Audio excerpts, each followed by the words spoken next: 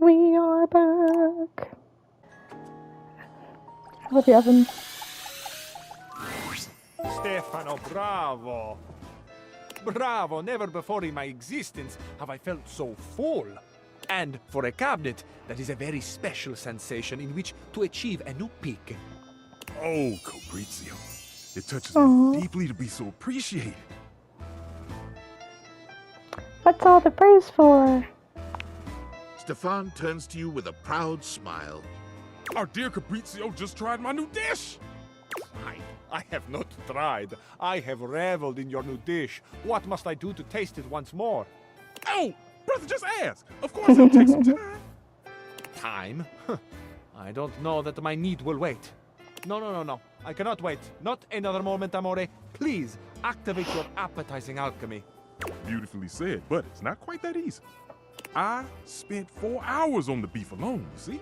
Damn. 4 hours. 4! Can you not just do it faster? Skip a step, perhaps? Oh, that sounds like an insult. What? What? Skip a step? Can't skip a step in cooking. Oh, bad. Braising is art.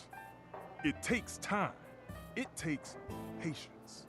Multi-step braising is the only way I can infuse the intense flavors that have so inspired you into my meat cannon. So no, Fabrizio, I do not skip. My dear friend, I cannot promise you that I will want it in 4 hours. Who knows where my passions would have driven me that far in the future? How dare you, you water-stained piece of birch! I'm sorry, Mr. Brooks, but I will not calm down. If you can't appreciate the time it takes to make the food, you don't get to enjoy the food. That's fair. I'm with you on this one. Thank you. Oh, my friend, if I have offended, please forgive me. Deny me not the pleasure of your creativity. I want everyone out. Out, out, out. Ah, Stefano, so sad. Even sadder that I cannot oblige you by giving you the space you request. Because I reside here, just 12 inches above you. Stefan is silent, but the tension in the air is palpable. Mr. Cluckles? Set a meditation timer, please. I'll burn this whole kitchen down. Everyone else, leave.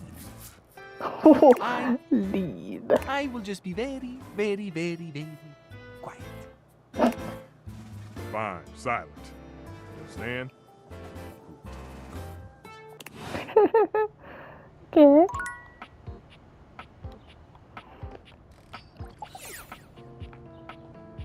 Let's talk to the table. All's well here in the kitchen. Well, mostly. Oh yeah, don't I have to But keep forgetting. I need to like find another table to talk to him at. I forgot which one.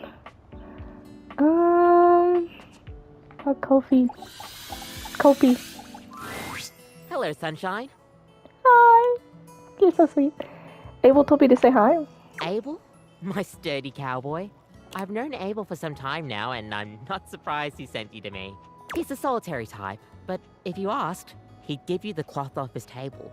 Why, he holds up practically half the house without a word of complaint. He said he doesn't like the casual stuff, but sort of dodged me when I asked what he meant. Yes, he would dodge that question. I think the most important thing to know about Abel is that he's not quiet out of any kind of shyness. That's just how he is. If there's nothing to say, he's content to share in your company. That's so real. So, does he like coffee? Everyone likes coffee, darling. I'll pour you a cup of his favorite. It's an Ethiopian Sidama Adi that tastes like strawberries, served black and hot. Sounds amazing. Oh, it is. With the coffee in hand, you take your leave. Okay, well I accidentally already talked to Abel. I think. you're back. Yes, I am. Tell me your story, Sinclair. It all happened one rainy night, on the north side of Turkleman City, the tough side. I'd stayed late at the office because I had extra work to do before the holidays. Stayed late at your job as an insurance claims adjuster. Go on. Well, when I left, I was feeling a bit low, so I went out to a local bar. It's called the Banana Club. They make a mean Shirley Temple. Heavy pour. Then what happened? I should have known better. But after I'd had about 7 of them, I went out for a stroll. I don't know where I was 7? going. Just trekking the streets with my dog. Suddenly, I came upon a fine dining establishment called the Questionable Dandelion. Okay. Right. They've got an incredible buffet. Lots of strange ingredients from all around the world. They're always trying new things. Okay. Like Diplodocus berries. Diplodocus berries? And Jimson weed cupcakes. Naturally. They Yeah. also sell Excedrin by the pint. The headache medicine. Can we get on with it? I'm tracking this, I think. Anyway, I ate my fill and went on my way. That's when things started to get weird. They laced your food. Up until now, I had been a typical Friday night. Oh, is that when it happened? I was walking around, or sort of drifting, or rather, floating, or I guess you could say I was making my way about town. Aimlessly, you see? And... And what? Oh my god, what do you mean and what? You were just telling me your story! Ah, yes, so you want me to continue. This was your meaning. What on earth is the matter with you? Why, that's precisely what I'm telling you. He just drinks too much? I may just go insane here. Please don't. I can assure you, it isn't as much fun as it looks. And with 2 of us in the room, it might just start to get a little confusing. Oh, it might it? Please try to stay on track. Well, I came across an alley I had never noticed before. It was dark and had a rather threatening look about it. So naturally, I went down it. Of course. What anyone might do. I wandered down the alley and came to a door, lit by a red light. I opened it and found a long hall, at the end of What? which was a sort of booth. And in this booth was a fortune teller. A fortune teller? Is this just a dream? They Her saw name us was about? Vagabonda the Sinclairius. She spread out a deck of strange cards and asked me to select one. Do we have a crystal ball? Strange how? They were business cards. Which one did you pick? I chose at random, and the card I picked turned out to be the Ace of Spades. Wait, I thought you said they were business cards. The Ace of Spades is a bespoke shovel manufacturer based in Crumple, Michigan. Oh my The god. owner's name is Ace. I should have known. He does great work. Okay. Vagabonda snatched the card back from me and said, "Not that one!" Turns out she had her rewards program on the back. 12 stamps and you get a free spade.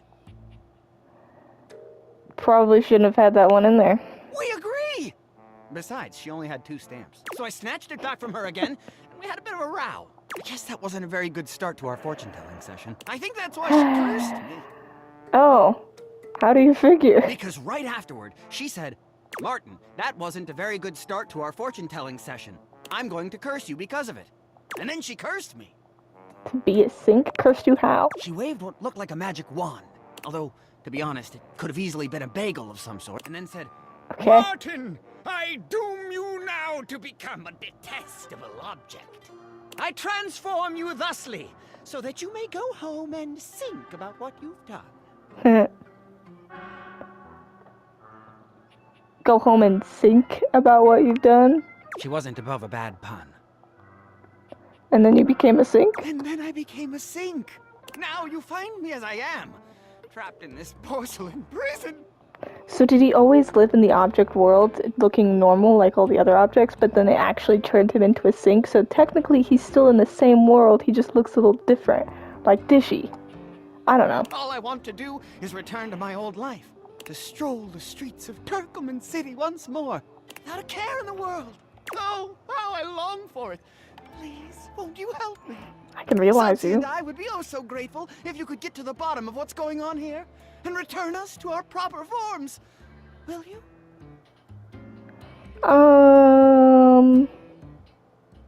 I'll do everything I can. Oh, joy!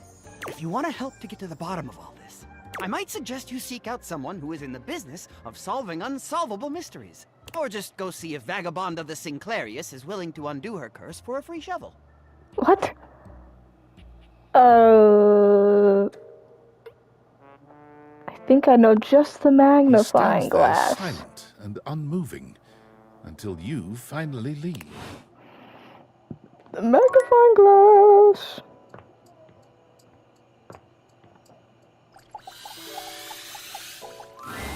Hello again, suspect. I'm hard at work on my current case. I've been hoping for a breakthrough. Why does she kind of sound weird? Sometimes I get so wrapped up that I start seeing everyone through the lens of a mystery.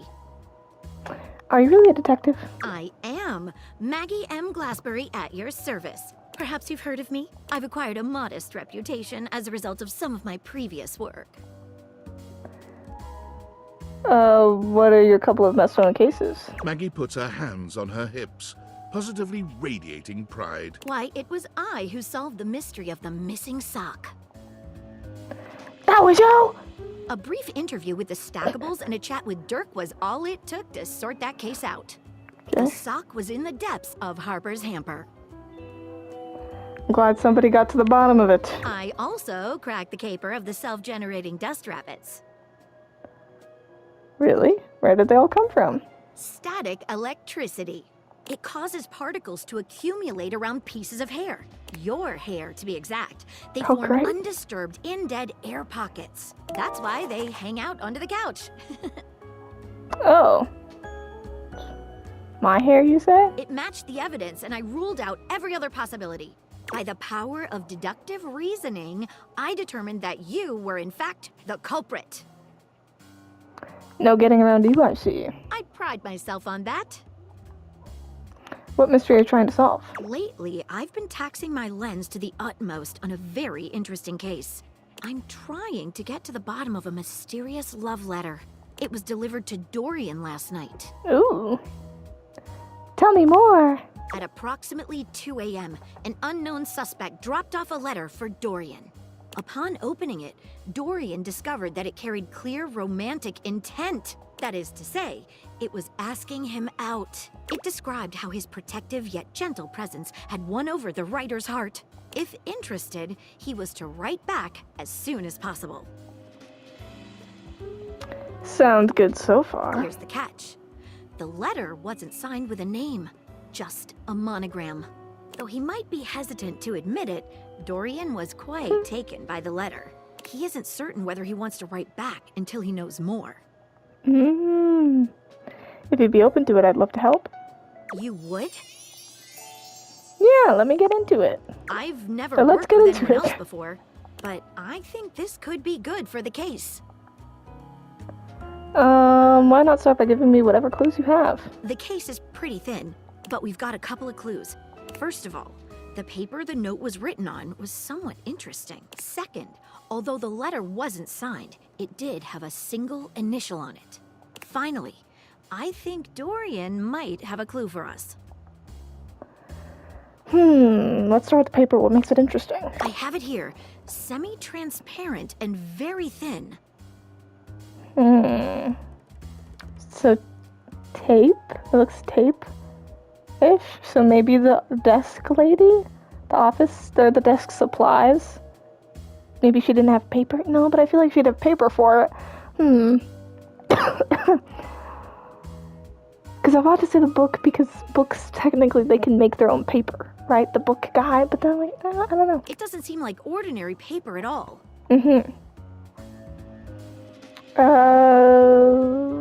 Let's dip the corner of it in water. She dips a corner of the paper into a small glass of water. Does it dissolve easily? Look at that. It dissolved. Yeah. What else should we try with the paper?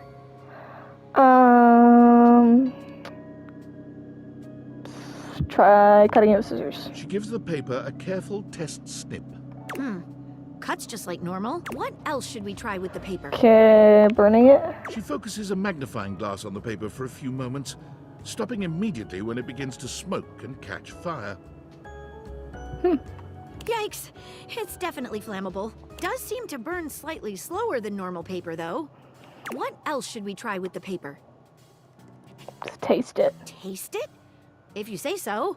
She carefully dabs a corner of the paper against her tongue. How interesting. It's edible and tastes slightly starchy. They have an M on it, so somebody must have made this paper with ingredients, like good What else should we ingredients. try with the paper? Let's go to the clues we've got. What should we look at next? What initial? A stylized letter M.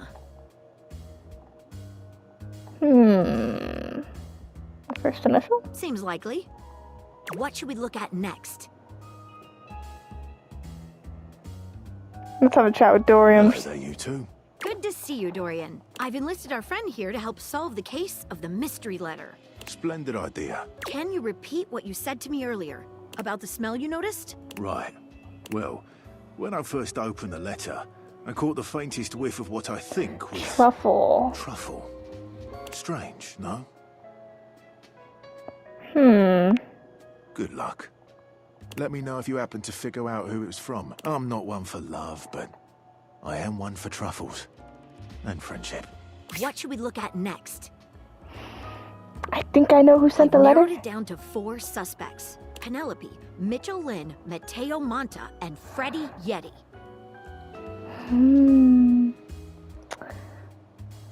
Penelope makes sense. Mitchell Lynn. Oh, I think it might be the. I think it might be Mitchell.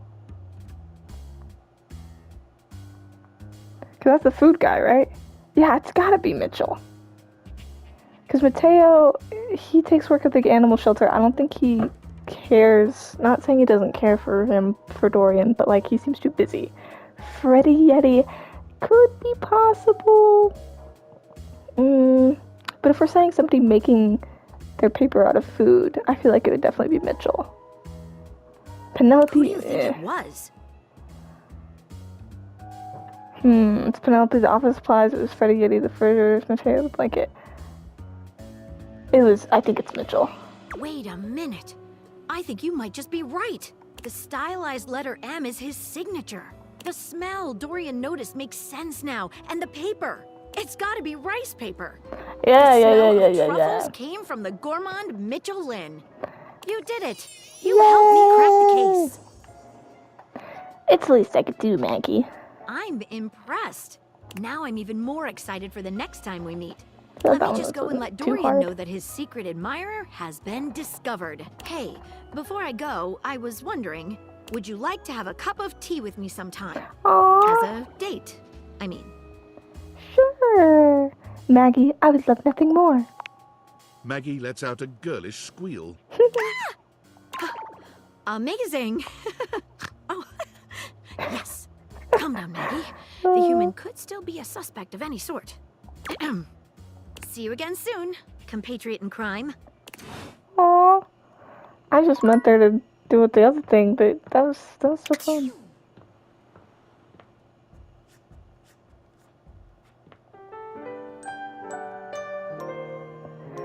Speedrun, back to the kitchen, speedrun! We also gotta talk to the microwave, but honestly, I'm not that into the microwave. Ooh. Okay, let's talk to the same people. Kopi? Welcome to Roofbox, the home for all your coffee needs. Nice to see you again. Kopi gives you an awkward smile, fidgeting with her coffee implements. She I keeps love her looking at you voice. as though she was searching for something. Oh, well, it's, nice to see you too. You're, that's right. Kopi snaps her fingers, realization striking. We had a little chat last time, didn't we? We did, yes, Well, we did. thanks for coming back. I do appreciate your patronage. We actually have a new drink added to the menu since the last time you came in. So, what can I get for you today? A latte. I don't think I'll have any coffee today. I think I have to drink coffee to talk to her. So I'll take a latte. Sure thing. One latte coming right up. I feel like that's probably the Kopi gets sweetest. to work, grinding and pouring and mixing with an impressive speed. And voila! One latte just for you. Hope you like it.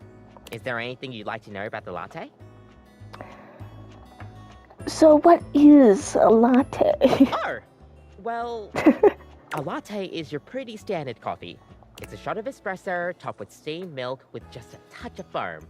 Okay. Some people think it's basic, but I think it could be a hard copy to pull off if you don't know what you're doing. Yeah. Too much foam, you're gonna be making a cappuccino instead. Definitely underrated. Yeah, you get me. We'll see you next time. Bye. Oh, what the fuck? Oh, I can drink the coffee for the nightmare person. Shit. Now I'm gonna get nightmares. Nightmare. I'm screwed. Coffee table. Coffee. Hey there. You get a chance to talk with Kopi? Yeah, she gave me this cup of coffee for you. She said it was your favorite. She sure does know her way around a cup of coffee. Thank you. I needed this today. Is something bothering you? Me? No. Oh, it's nothing to trouble yourself over. So do you know a lot of the others around the house? I know most of the house, yeah. We've got our fair share of characters, but as a whole, I'd say we're a good bunch. Plenty of stories to tell. What about you? Me? Oh, sure. I've got stories, I suppose. They're not exactly exciting, though. You know what? You want exciting? You should talk to the captain. Why, I already have. I swear he's seen it. Why don't you go ask Captain Jacques about his time on the high seas? Okay. I guess we'll do that just to get it out of the way. You want a story about a table? I am a table. I am boring. The end. Sounds about right. That's right. Thinks he can hide his little crush for the big desk. Pesh. What's that now? I said, pesh. Good day. He has a crush on the desk.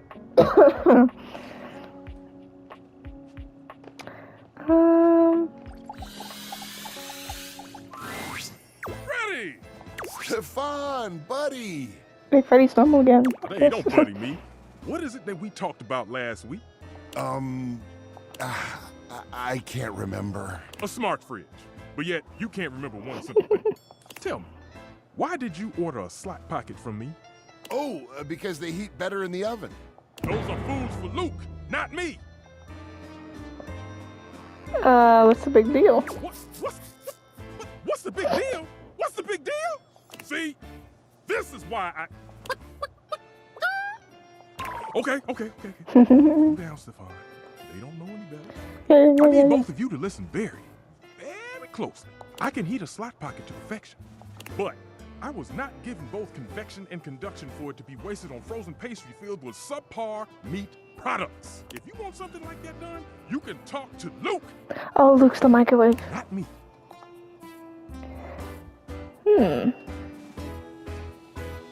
Both convection and conduction. That's fancy. So you do know a thing or two. Interesting. I won't ask you to do that again. But did you do it this time? Of course I did. Here, do not tell anyone. Thanks, Deuterino. Leave! Do I have one more left? Okay. Freddy is deep into a book of some kind when you find him. He looks up at you with a sad expression. I don't remember if I talked to him last time already at night or not, but here I am. Hey, cool kid. Hey. Sorry, I can't talk. I'm pretty busy right now. What are you doing? I'm studying up on safe food temps. I think that maybe if I could adjust things to be perfect depending on what you give me. Because I have a job. It's a clear job, and I love it, and I'm good at it. At least, I'm supposed to be good at it.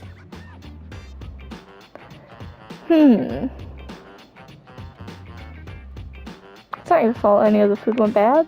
I keep trying to tell myself that, but I'm struggling to believe it. I could have hurt you. Don't you realize that? What I do is important to me, mostly because it helps to protect you. Aw, that's incredibly sweet of you. You really are the nicest bitch I've ever met. It's incredibly sweet of you. There you go, being good about it. You're sweet yourself. You want to talk about that outburst you had? Oh, that. You might not guess, but I've, really struggled with keeping my cool for a lot of my existence. I've been told it's just the monster in me, but I don't believe that. I know I'm big and strong and that my teeth can be intimidating, but I never wanted to be defined by those things. Is that why you crack jokes? Exactly. You cracked the code, cool kid. I make it a point to stay happy and keep things as cool as I can. That doesn't always work out, obviously. When was the last time you were that mad, if you don't mind sharing? You know, it's been so long since anyone asked me about my past. It was when I was just coming off the factory floor. You might think I'm this fantastic fridge, but I'm actually the smallest model of my line. The smallest? Yeah. I'm the runt of the litter. The Yeti family was made to run big, but I got teased by my siblings for my size. They told me that I'd fail in no time, that I was made to fail. At first, I let it slide down my back. I knew what I was capable of. Through testing, I did everything I could. I made all the ice I could make. Temp control, steady. Smart screen, crystal clear. By all official measurements, I was a top-of-the-line Yeti.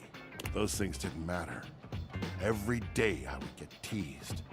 They would call me names.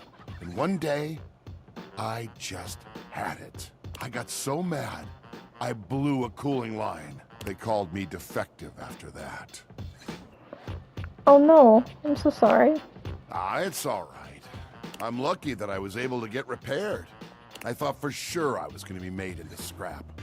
So, when the food went bad and I felt like I couldn't do my job, I broke. It took me back to that place. I lost my chill, cool kid. And I'm sorry that you had to see it. But that's part of me too. It's something I work to control, and I don't like most people to experience it. My anger wasn't pointed at you. I promise. Thank you for trusting me with that story. Nobody knows it but you. You know what? It feels great to open up like this a little. It's a part of me I've tried to hide for so long. But to be seen and still have you come back, that means a lot, cool kid. You know what? You're the type of human that I've needed by my side. Whoa. You're understanding, kind, super duper cool. And you love food as much as I do. I'm sorry I got so mad. This Yeti is embarrassed. I would love to continue to have you in my heart. So, Aww. let's keep it real, yeah? Ooh, I don't know. You know what? I kinda like this guy. Ooh, that sounds nice. As lovers. Freddy's expression is Oh entirely no, blank. oh no. This was not the answer you were expecting. Did you get it wrong? Is he upset with you? Fuck. Oh, No. And then he's laughing. Oh my god, I'm grabbing gonna your kill shoulder myself. with one of his massive hands. I thought I was about to get rejected. Regina rejected. you know it, cool kid. Oh, you should get some sleep. I've kept you up late enough. I'm gonna get some shut-eye myself. I'll see you in my dreams. We'll have ice cream there. Oh, yeah. Oh, yeah. Ice cream. Together. Let's go! I did it. I feel a beast of a love connection with you. Yippee. Okay.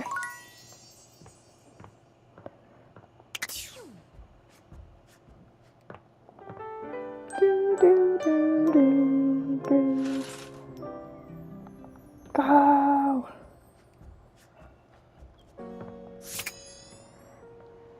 Top the table first. Hey there. You look Hey. like you got a story you're itching to share. I take it you'd talk to the captain then. Yeah, but not really. I did, and he told me a great story all about a stove traveler. He said that you were a boring table. The end. Straightforward and honest. You remind me of my old rectangular friend.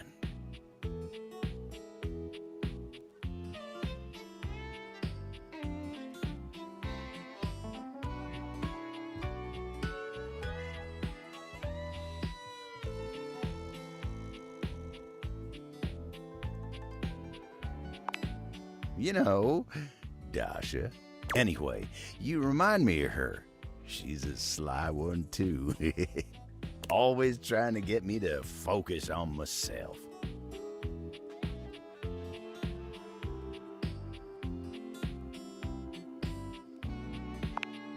Well, that's real nice of you to say. Oh, you mind giving me some time to myself? I need to get my head on straight.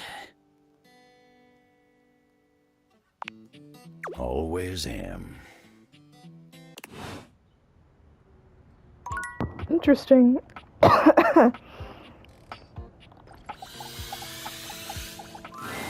You're back! Yes, I am. Off, son!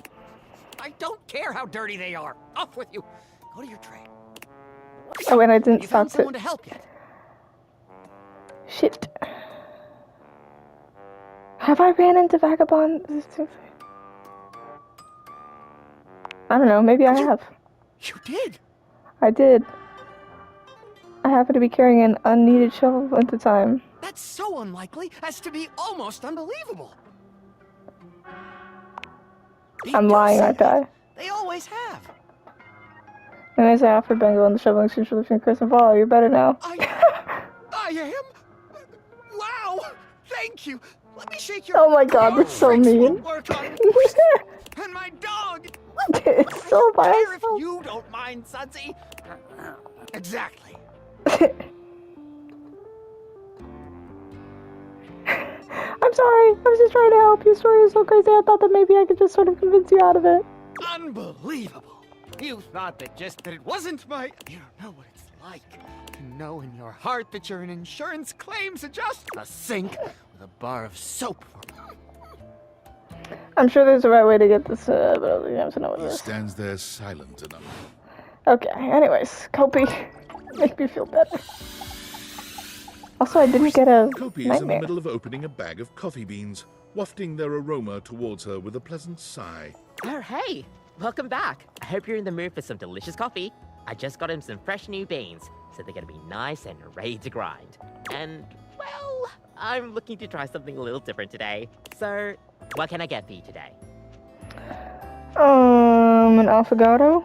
Whatever that is. No problem. One affogato? Or... Kopi flies into action, Ah! assembling your drink order with speed and skill.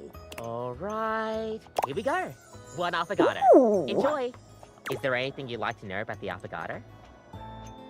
What is an affogato? An affogato is a pretty fun coffee. Honestly, it's kind of more like a dessert. You usually use some kind of vanilla gelato or ice cream at the bottom of the cup, and then pour hot espresso on top. Ooh, that sounds It's a good. pretty awesome coffee. So it's like a dessert or a drink? Gosh, that's a question that's pretty heavily debated amongst coffee fans. Personally, though, I like to think of it as a drink. Just a fun drink. We'll see you next time. Okay. Another cup of coffee. Glug, glug, glug, glug, glug, glug. I can't wait to not sleep. Back to the oven. Just this quick rapid fire, speed dating. Stefan! Oh, thank the immortals you're still alive. When I received your emergency distress beacon, I came as fast as I could. Swarmers were dug in, all along Highway Death, and ambushed me right outside the outskirts of Deathburg. Had to bash and mash nearly a dozen skulls. And before you ask, yes, bashing and mashing skulls is horrific. But I wasn't gonna let, even if I do, still hear them scream in my dreams. Chef. It's Chef Stefan. Really? Are you sure? What rank is that? Like a colonel? What? No. It's not military rank, it's the title of someone who prepares meals. In my case, Michelin-starred meals that would change your life. Oh man, that sounds radical. I could use a real meal, let me tell you, Chief. I've been subsisting off protein gels and carnitine chews for damn near 56 months now. How are you alive? So bad that my blood's turned purple. And some of my less necessary organs have liquefied. Ever had a organ liquefy on you, Chief? No. But this conversation is making me feel like my brain is on fire. Oh, Crook! That's the first sign of a gamma worm infestation! They're probably burrowing in your amygdala right now! Someone call a medic! Scat! Oh my god. I'm on it! Quickly, Ranger! We don't have much time! They lay their eggs in your brain at night when it's cool, and when it's warm out, they start to thaw! Yeah, that's great. That's great. Hey, speaking of thawing, that's actually the reason why I called you here. For the mission, Chief? What? Oh, yeah. Sure. For the mission. Well, I'm ready, Chief. I was born ready. Mostly because minutes after I was born, they implanted a chip inside my brain. Never told me what it was for. Said I'd know when the time was right. Oh my And god. Chief, I swear to the immortals that the time... Why won't he stop talking? You gotta take control, give him orders. Orders, huh? Well, why didn't you just say so? Luke, listen to me, okay? As your superior officer, I need you to shut up for literally 30 seconds. Can you do that one for me? Can you just shut your hole? Yes, sir, Chief! Excellent! Now, listen up, soldier. We've got a life-changing meal to serve in less than 20 minutes, and some imbecile forgot to defrost the chicken. And unless we can thaw that bird in record time, Operation Poulet a la Normandie is facing imminent mission failure. And I don't need to tell you what the dire consequences of mission failure would mean for us all. So, soldier, can I count on you? Sir, yes, sir! Then throw open the chassis, soldier. We've got a bird to nuke. I'll just go. That's it, soldier. Nuke that bird straight to hell. Now, where did I put that apple brain? Good pair. Crowd, who do I talk to? Let's talk to, let's talk to the bar. You're back! You actually came back! I mean, I know you said you would, but I figured you were just being polite. Oh, I'm so happy! Well, let me be a good hostess and fix you a drink. What would you like? A mocktail. Excellent! Always happy to serve customers that don't want to get drunk. They usually don't yell and hit on me as much. They also sometimes don't tip I as feel like much, I've already though. had this talk though. And anyway, which mocktail would you like? Some version mojito. Smart. You'll get sugar, mint, and the lime I think last time I flavors said all in soda. a nice tall glass. Maybe I need to ask for alcohol next Coming time? right up. Ooh. You drain your glass with impressive speed. Oh, that was fast. Ah, thanks, Bev. Anytime. Seriously, anytime. I still haven't had any new customers. I don't know what I'm doing wrong. I make good drinks, I picked a good spot for my bar, and I'm cute and charming to boot. What else do I need? Do you advertise? Advertise? You really think that's necessary? No one's gonna come if nobody knows about it. Oh. Yeah, I guess that's true. Damn. That feels so obvious now. I just figured word of mouth would be all I needed, right? I mean, they say that's the best form of advertising. But I guess if there are no mouths in the first place, then there can't be any words. That sentence made more sense in my head, but you know what I mean. Yeah. Too bad this house doesn't have someone like the concept of graphic design or marketing to help me. I think I do, don't I? Because of my work? Maybe not. So, I guess we're gonna be doing it ourselves. I guess so. Now, we need this ad to be enticing. We need to be eye-catching and strike up curiosity. But how would we go about that? Correct. I got your buzzwords. Yeah. Fortnite. Okay, let's do it. Riz. Which of these words 6, do you 7. feel best describes the atmosphere of the tipsy tumbler? Cozy. A good start, but I think we can do better. We gotta bust out the thesaurus. Show that we're smart, too. Now, Lyric won't come by anymore after I tricked him into saying some drunk tongue twisters, but he left behind some good pages on his way out. How about one of these bad boys? I mean, they're all just different ways of saying cozy. What? Felicious? Sounds like a cat. Everyone loves cats. Therefore, everyone will love my bar. Thanks for the help. I'll draw up some posters and post them around. Oh, I'm so excited to show this off. Do you think Freddy Yeti would let me hang some of the posters on him? Oh, maybe I could get a TV commercial or a video ad that you can't skip. Huh? Or maybe I'll start with the posters and see how that goes. I kind of forgot I was on a budget for a second there. Ugh, I'm just so hyped. I'm gonna get to work on this right away. So, shoo! You're in my creative zone. Get! Okay, well, we didn't get that far last time. I don't know what stopped me last time. I don't know. I haven't talked to her in forever.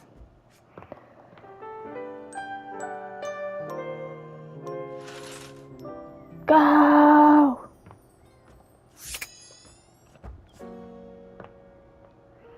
Table! All's well here in the kitchen. Well, mostly. But everything's... Bro, are you fucking shit?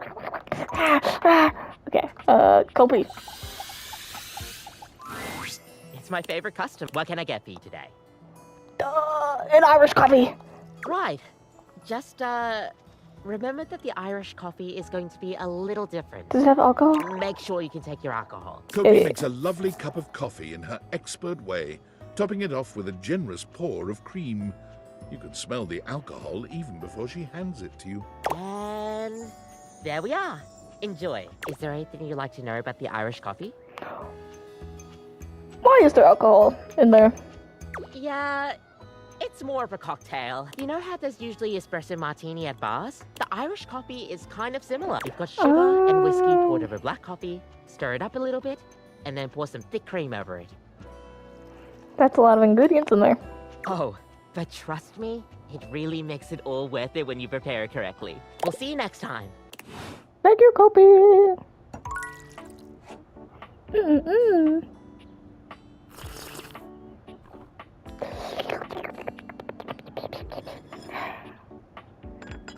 Okay. I also need to talk to the shelves eventually. Welcome back. Hi, any luck, new customers? Not exactly. I guess buzzwords don't really work if no one knows what they mean. You'd That makes think with all sense. the time people spend on social media, they'd be better at reading. I guess not. But let's not talk about that. Bringing down the mood won't help bring in people either. Anyway, what can I get you? Let's get a cocktail this time. Excellent. So, what'll it be? Ramos Gin Fizz. Whatever that is. What? You know that drink takes 7 minutes for me to shake. I didn't know. I'm charging extra. Anyway, coming right up. 7 minutes Of course. later, Whew. My bad. Beverly hands you your drink. Thanks, Bev. No problem. It's not like I have anyone else to tend to Takes right now. 7 minutes to shake. It is painfully obvious that I am no wordsmith. So maybe my ads need to be more visual. We need something that makes the others feel like they have to come inside. What could it be? We only chose one word last time. Let's choose more a cute mascot. How about a signature drink? Science. Signature drink. Oh, if this were a cartoon, I'd have a light bulb over my head right now. A signature drink. Yes. Oh my gosh. Again, it's so obvious. I need a drink that is so superbly amazing, enticing, and can only be found here. Why didn't I think of that before? It wasn't a dialogue option. You've been forced on other things. Focused on That's other right. Like ice cube size. Did you know that the bigger the ice cube, the more surface area it has, the slower it melts? I want to have the biggest ice cube this side of the North Pole. Will you help me make it? Or at least be my taste tester?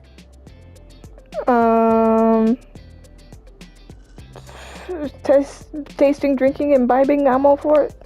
Same here. All right. In mixology, a good cocktail needs 4 attributes: strong, sweet, sour, and bitters. In theory, as long as we have at least these 4 things, we can mix and match all sorts of flavors to create a truly unique cocktail. You can also just have the strong and bitter part and stir a nice martini, but I feel like shaking something up using juice. Alright, let's do this. Hey, that's the spirits. First, let's pick the strong liquor. What do you think? Rum. Ooh, like a pirate. Good choice. I'm gonna put a little bit extra just in case. Now, we need a liqueur for the sweet portion. Let's do it. Which should we use? Orange. The most commonly used liqueur, from the Cosmo to the Sidecar. This is coming along great. All right, now we need our something sour.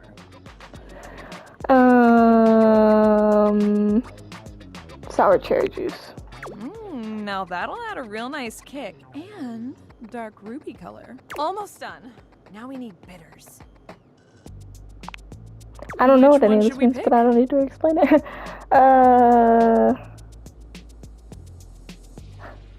The classic one with the trademark name. These are chocolate bitters. Chocolate! Yes. Now, what about a little finishing touch to it? An umbrella. Set that shit on fire. Sugar on the rim, pour in edible. Ooh, edible glitter. Shiny! Our creation is born. What should we call it? Throat burner, beautiful Bella, fruity cutie, or sweet old Jack. Oh, I like sweet old Jack. Aw, hi Jack. Oh, I love should it. we get it? It's got that dazzle we need. All right, let me mix this baby. Beverly sets to work shaking up your beverage, pouring it into a glass, and pushing it across the counter towards you. Okay. Moment of truth. Drink it down and tell me what you think. Be honest. drink it all in one go. Why? There's always an option to just pour it out in front of her. That's so Perhaps weird. that wasn't the best idea. Oh god. Your vision tunnels, and you feel yourself beginning to wobble. Does it at least taste good? Oh shit. I'm fucked up. Ah! Whoa, hold. Are you okay? Whoa. The glitter did too much. The glitter was too much. You're not sure how long you've been out, but you wake up to Beverly looking down at you with deep concern. She helps you to your feet. Hey, buddy. How do you feel? Ooh, I guess I put a bit too much liquor. Way too much. I'm sorry. I was just so nervous about you not liking it. Because, I mean, if this doesn't work, I might as well call it quits for real this time. I figured if it gets people so drunk they can't tell the difference between good and bad, it would work out. That was stupid. That was... what? Did you have like a pint? How big was that glass? So, you think I'm stupid? No. She laughs bitterly. I think I'm stupid. A big stupid failure. Beverly covers her face with her hands. You're not big. You're not a failure. You're all of these things. You're not a failure. I truly am, though. I am all the bad things and more. I try to be bubbly and fun like soda, but I just fall flat. Like flat soda. No one wants to be around me, ever. But drinks are literally everything I am. I am lost without the tipsy tumbler. What do you do when no one likes the thing that makes you, you? Aww. I thought the customer was supposed to wait on the bartender, not the other way around. You have to find one to do. I feel like this stands for a lot of things, especially like me with my comics. You know, what do you do when nobody really likes or like does anything with the things that you make, you know, if they don't gain much traction, it's like you keep making and you find people who actually love the idea of your comics and are like, hey, maybe I want to read this, not just because they're your friend, but because, you know, they're like, this could actually be a good story, and they appreciate you and they want to show their support. Those are the people who can stick by your side and help you push your ideas and make it even better. You gotta find the ones who do, Beverly. Beverly sniffles, rubbing at her eyes. You really think there's anyone out there that would like a watered-down floozy like me? You guys know that meme where they like slam the card down and hand it to them? That's how I feel right now. Me, Beverly. Me. Sure, I mean, I do. Gasp. Oh, why am I turning red? I'm not the one Turning who red? drank The movie? that monstrosity. Okay. I'm gonna spend some more time tinkering with this specialty cocktail thing. It's not gonna mix itself, after all. In the meantime, do you think you could do some word-of-mouth advertising for me? I'm sorry to ask, but you're kind of the only mouth that can help me. Please. This really, really might be my last shot. Who do you want me to talk to? Anyone? Okay. My bad. We need to talk to the other person who talked to the sink, and I don't really want to do that. I kind of just want to stay in the kitchen.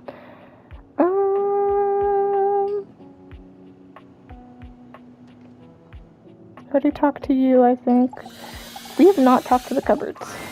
A handsome stranger with a model-esque beauty stands just a few feet away from you, posing with a hand in his hair, as though he were in the middle of shooting a perfume ad. The moment he lays eyes on you, he lights up, drinking you in with a warm smile and warmer gaze. Ciao, beautiful. What are you doing?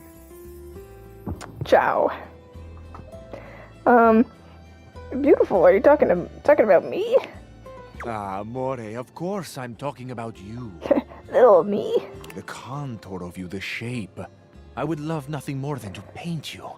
Or sculpt you. Bro, I don't got much Continue shape looking at you. anywhere. Ah, but first, I must introduce myself. The music of courtship has its cadence, after all. I am the one and only Fabrizio. Fabrizio, okay. Da-da-da. Amore, Amore. piacere di conoscerti. Probably butchering all these pronunciations. Okay. Now that we are introduced, we must get to know each other. He's so pretty. Let us begin with a simple question. Un aperitivo. Do you, and so much is contained within your answer, have a favorite flower? Yes, I do, in fact. Ah, tessero bellissimo. Of course you do. A vibrant heart must have a love of nature. Picture it. I will try to guess what it is. Oh, God. I see. Amore, what a rich and colorful mind you have. Is it Rose? It is a pleasure to me to be inside your eyes, seeing all your nooks and your crannies. What?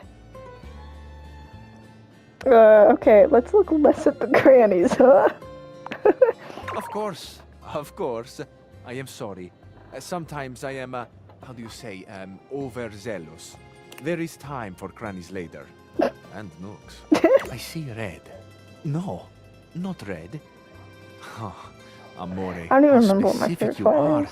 I do see red. And also Oh, I wait, see I orange. do like orange. The It's color probably of an orange sunset. flower. I see blue. The color of the ocean Bro at doesn't night. fucking know. The sadness at the bottom of your eyes. I see yellow and pink, the colors of the wings of the lefate, glimmering in the early morning light. Amore, so powerful is your mind, sending this vision to me. I can even smell this flower. It's a little spicy. It's earthy and yet light. Smell is such a powerful sense, Amore. It is the sense that goes most directly to our memories and our hearts. What a gift you give me, Amore, with this aroma. You are thinking your most favorite flower is Uccello di Paradiso, the bird of paradise. Let me look that up.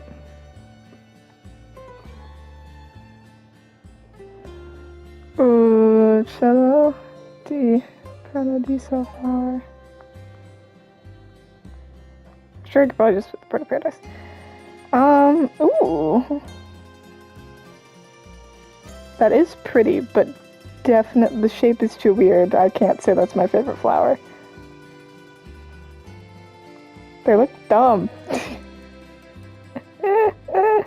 What is... I don't like that. That's funny. Holy bouquet! How did you know that? I mean, that was beautiful and also wrong. Oh no? I have not guessed correctly. Amore, what can I say? I am so sensitive and so open. I must have picked up something in the air around you, and it has led me astray. This can mean only that I have not brought my full attention to you, and I have not truly focused on you. For that, I offer my humblest apologies. You are deserving of all of me, Amore, and I shall not fail again. It's really okay. I feel I should tell you also. It may look as though I have something of a hard exterior. I have heard before, though not from lovers, that I can sometimes appear closed. But let me assure you, nothing could be further from the truth. I am open. I take great pleasure in being so, open to the world, to experience. I am open to you, Amore. Will you grant me another gift? Will you share with me more about yourself? What do you love? What makes you cry? What inspires your passion? With the limited options I am given, yes I will, Fabrizio. Wow, those are some big questions. I love the big questions. I love the small questions. It is the finding out about each other, sharing your hearts that brings the spice and sweetness to life. Might I suggest that we savor these questions over dinner? I don't mind we at all. have a date. Okay. A date. I'm actually not sure. Absolutely, sure. Bellissimo. La buona fortuna smiles on me today. I'll be counting the minutes. I will await your pleasure, Amore. Ciao to you for this moment, mia stella nuova. Where you go now, take with you the passion of Fabrizio. Okay. Let's see.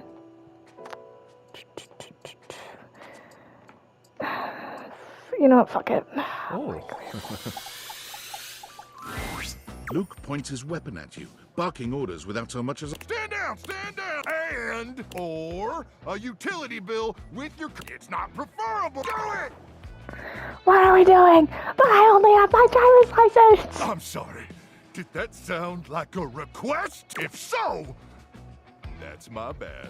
Sometimes my orders come out sounding like requests. My intonation gets wonky when I'm, frazzled. Please stop yelling at me! I can't! Once I get going, it's nearly impossible to stop! Anyway, I swear to the immortals, if you don't show me your hands this second, I will blow your head straight back to the Barrens! I just realized this guy also from Critical Role. Is he Laura Bailey's wife or husband? The guy who plays Ford and other D&D characters. I don't know. And if I do that, it's a 3-hour drive for you to get out there and retrieve it. It's a toll road too. I'm gonna give you to the 2, 1. I'm the early bird. I'm the early bird. Luke squints at you for just a few seconds, and then he Bro, lowers his weapon how you not with a recognize relieved me? expression. Oh, Ranger! Ah, sorry. I'm just so hopped up on Power Crank that everything starts blurring. Next time, Okay, I'm tell sorry, I'm me not that sooner, interested in would this ya? guy. I don't want to accidentally blow off any of those pretty limbs of yours. Also, that's the same name as my brother. There's no, can't. In no way in a universe, video game or in real life, would I ever date somebody who has the same name as my siblings. No fucking way. No way. That'd be too weird. That's where I draw the line. Okay. I am sorry about nearly blowing your head off, though. I just thought you were a swarmer. Also, I don't really care for this whole micro apocalypse They storyline. infiltrated our defenses last night. Sneak attack. They came about 0200. Probably intending to assassinate me, ensure I don't complete the mission. But I got the drop on them. Whatever. I don't think I liked your tone. The fate of the Barons hangs in the balance. I'm too damn exhausted to put up with any BS. Why is that? Well, I continuously pump power crank directly into my veins on Okay, account of the Coke. power. And also the crank. Reckon I've been awake now for 49 months or so. What? That's nuts. Yeah. Yeah. Power crank manufacturers say if my liver self-immolates, they'll grow me a brand new one, and that's Okay. the power crank. But getting back to the issue at hand, the Swarmers did their best to neutralize us. I don't think it is the guy from Critical Role. I don't They think it never is. would have reached I the don't know. device anyway. It's hidden deep, deep, deep within my chassis, and no one gets in there. Makes sense. Anyway, I'm glad you're here now. We can go over the details of the mission. Okay, but seriously, what about my tendons? We are so close, I promise. But you're Okay. really testing my patience here. Now, Luke looks around, patting him. do you have a pen and maybe some chalk? Yes, sure. Luke takes the chalk from you. Good. Then let's get to at 0900 hours tomorrow. We leave here and head 10 clicks southeast into the death zone. That'll take us just past the Sea of Death if all goes smoothly. You getting all this, Ranger? My chalk broke. Can I have a new one? Luke frowns at you, but he has. Okay. Chalk is extremely rare around these parts. Probably. Once we reach the Swarmer's nest, I'll something that'll allow me to slip. Any ideas? I could lure them away with some mouthwatering tendies if I had some mouthwatering tendies. Listen, there's no bad ideas, and but let's table that one for now. But if you ask me about, I am gonna shove them inside you. What? And I ain't gonna be picky about what. Anyway, once I'm inside their defenses, I'll give you the signal. What's the And you'll signal? remotely. I'll yell detonate the device like really, really loud. Now, go get some beauty sleep. We got a big day, and if you see any swarmers in the night, that's where their brains are. May the immortal. Okay.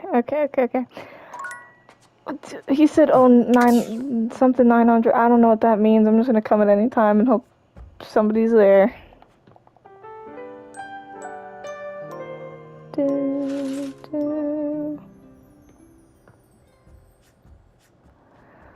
Okay. Let's get you over with. Oh, I'm surprised you had the genital, considering your commitment to this operation. And honestly, the success of this mission. So what's the plan? Or are you gonna keep acting like you got gamma worms? I'm gonna in take your it seriously. brain? What I like to hear. Can you feel it, Ranger? Take in a deep. There's something in the air today. And I don't mean the stench of mutant corpse. Just, ignore that. But it's really hard. Here, snort some power crank. Shove this baby up your nose and you'll lose your sense of smell. Wait. Okay. Is it 1,000 hours already? We better suit up and You got all your supplies? Your travel-sized toothpaste? Yep. Radical! As in rating.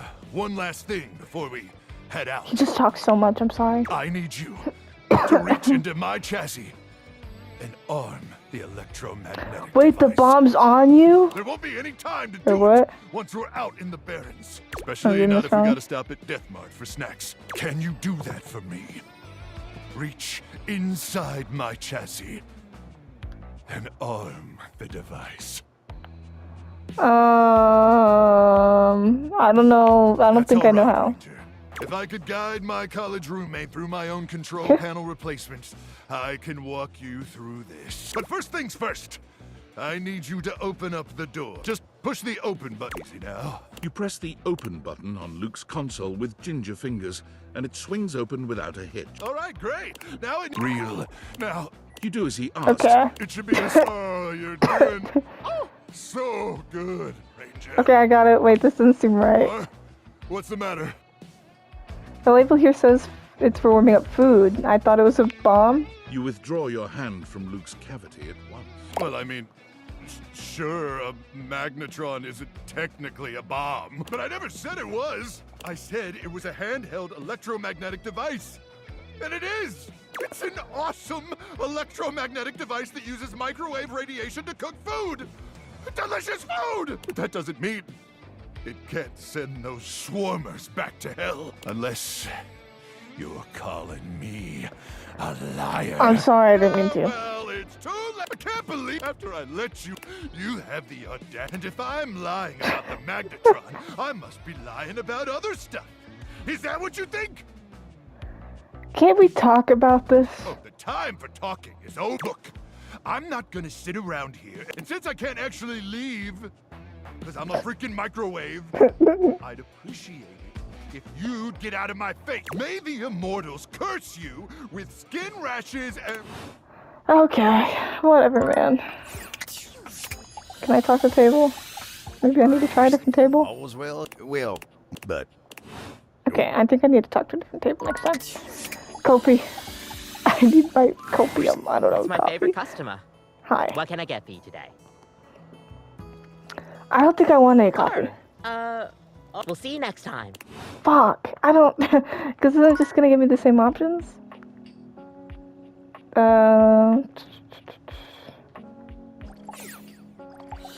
Beverly? Hey. Any luck Aw, spreading shit. word about the tips? No one has come in yet. She sighed. I haven't had any luck with the specialty cocktail either, other than my flyers. But maybe someone with some, maybe Phoenicia. She's almost. Oh, okay. Oh boy, you want a drink? Nah. Yeah, me neither. Onisha, I need your help.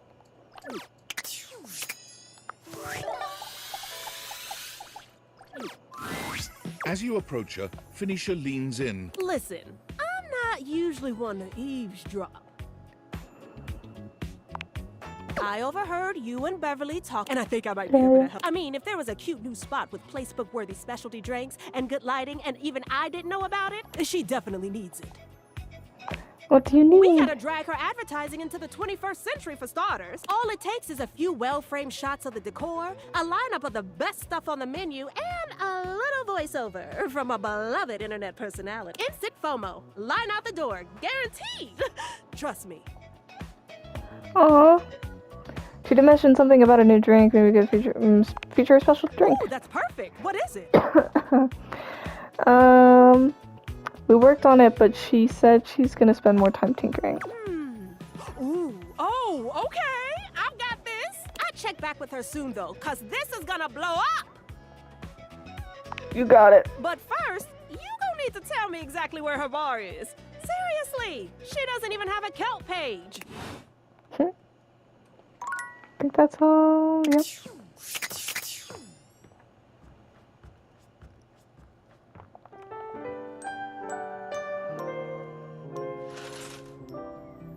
So far, we haven't had any nightmares.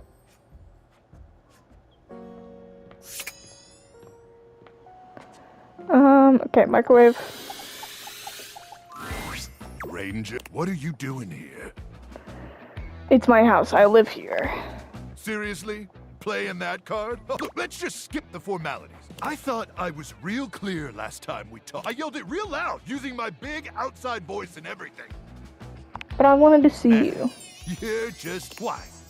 Is it really that important that you... Or you just want your damn tendies? Figured out what? Rub what in your face? That the magnetron ain't some super weapon. It's barely got enough radiation to microwave taquitos. And I never actually achieved the rank of combat crew commander. Hell, Colonel Furnace probably doesn't even know I exist. Truth is, I'm just our platoon's mascot. Oh, I see. Yeah, but why lie? You have any idea what it's like to spend your entire life doing something as worthless and trivial as heating up someone else's tendies? Your job is very important. That's literally all you do. Day in and day out, doing one boring, lame, repetitive task over and over till you burn out and they throw you away? Okay, now I get why he's kind of crazy. Actually, I kind of do. Yeah, my job. Yeah? Then you understand. It's a joke. I was made for more than that, Ranger. So real. So much more than that.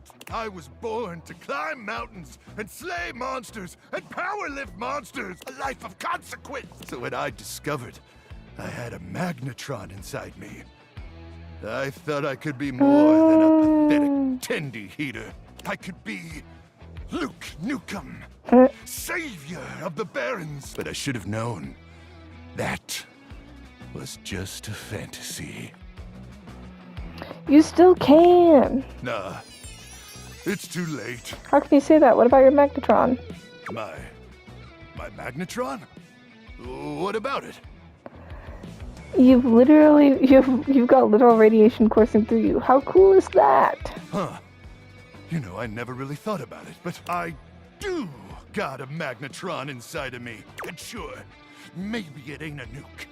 And yeah, maybe it ain't powerful enough to kill those swarmers. But that's what my bare hands are for.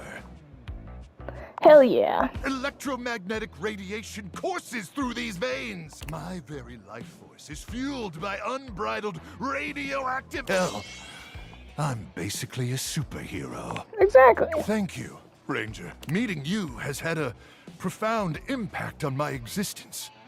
And for that, I'll be forever grateful. And even though I never microwaved your tendies, and let's be honest, probably never will, I just want you to know Probably never how will. appreciative I am. That's okay with me.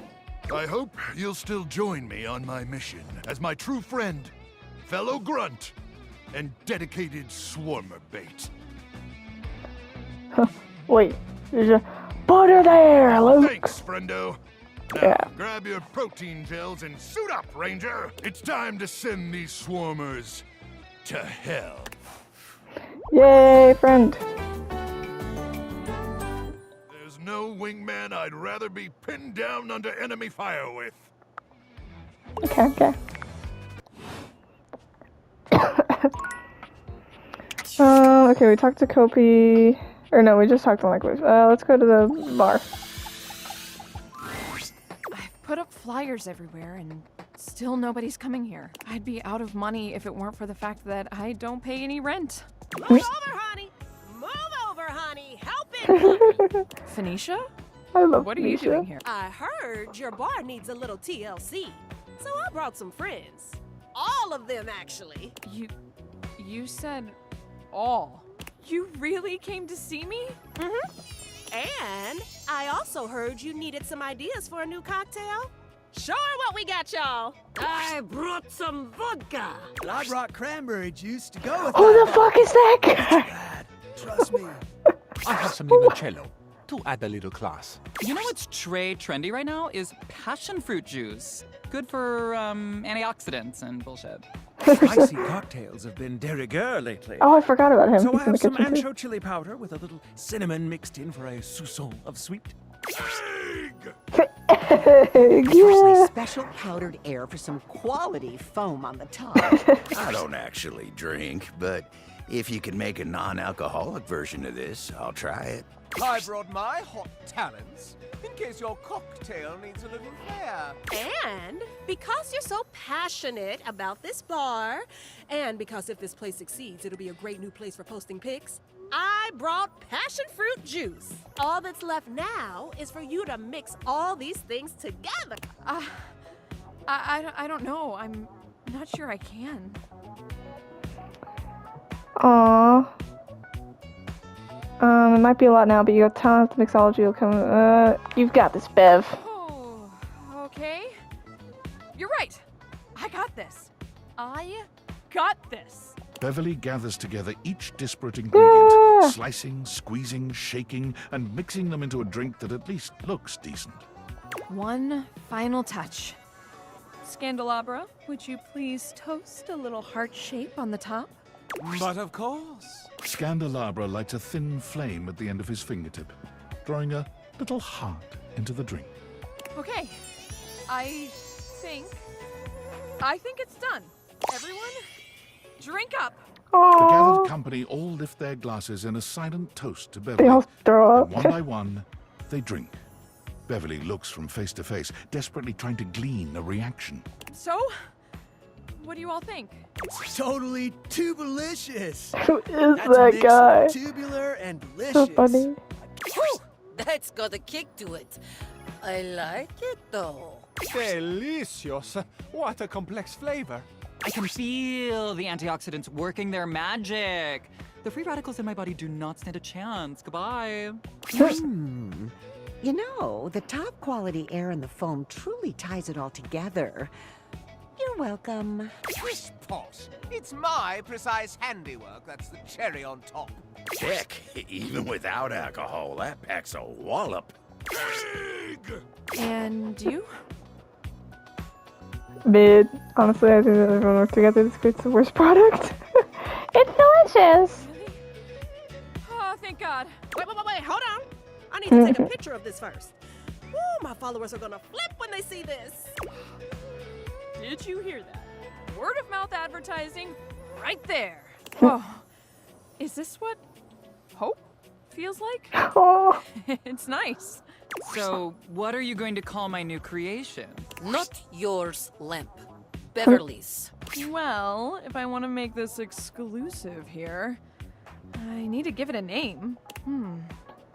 I think I'm gonna call it the Date Viator. In your honor, and those funky glasses of yours that made all of this possible. Woo! Cheers!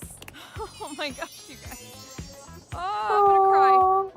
I actually have a crowd of customers who want my drinks. And as a thank you to everyone here who helped me when I needed it the most, Oh, I got something in my eye. not be on the house because I really need the money. Hold on, I get something on my eye. Oh, what is that? Oh.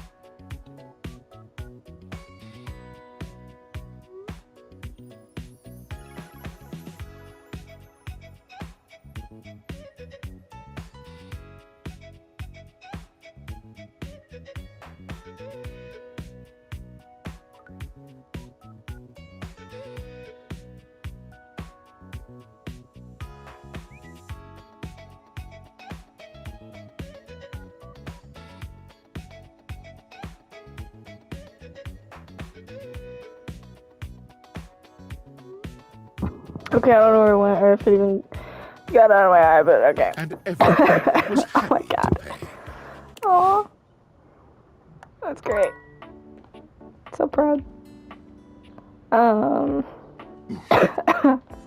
Sorry. That's the cupboard. Actually, I wanna talk to the food. I think if we go to Salt and Pepper, that's the food.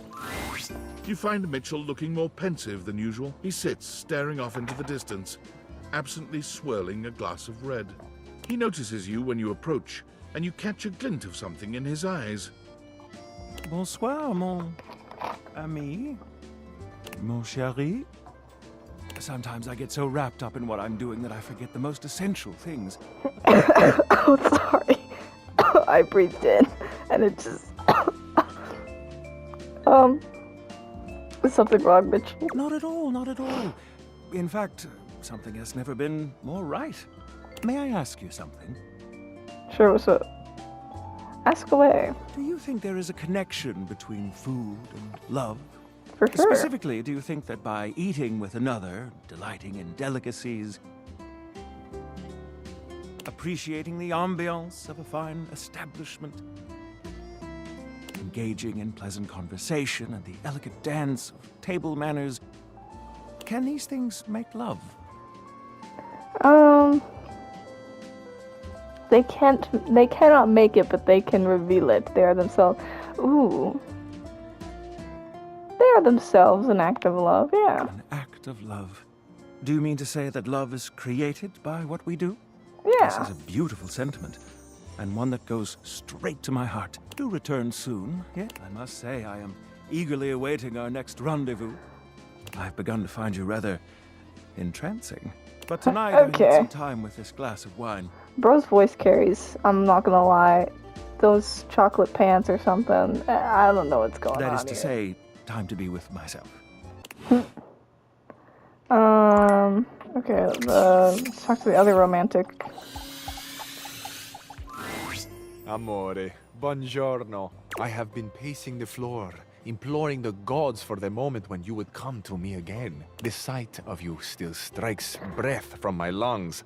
I am suspended in the glow of your beauty. I feel like Capriccio and the mirror, Amir, that's his name, Amir would have like a, I don't know, like a, not a dance battle, but like a romance battle.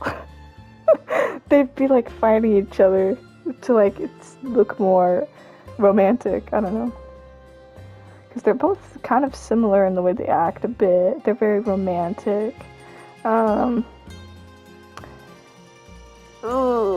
I like both these options. I don't know which one to use. I bet you say that to everyone. Not at all. How could I express such passion more than once? To express it now has both exhausted and exhilarated me. You are the only one, Amore. It is bringing my heart such a warm feeling to see you. I am so excited you have arrived in time for our date. Oh god, I forgot about that. That I am. Wonderful, Amore. Your excitement honors me. Oh, how lovely. I shall tell you all about it. I want you to be prepared for the sensory feast we will create together. First, my Zia Vetrina's restaurant for a perfect homemade meal in her garden. Her kitchen is heaven. Fresh bread, sharp lemons. She is the best cook in all of Italia. I cannot wait to see your experience of all these culinary sensations, Amore. What scent will you love? Which flavor will be brand new to you? Which perhaps will make you cry or remember a lost love or a grief?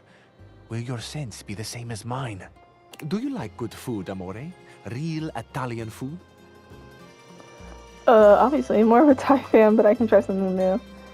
You know we're not in Italy right now, right? I've never tried Thai food, but I want to. It looks really good. I'm more of a Thai fan, but I can try something Once new. you have a real Italian spice, you will never desire galangal again. Sure, I'll politely disagree. I don't know. Amore, I love how thoroughly you are yourself. Galangal forever. What's Kalango? I'm a fake fan.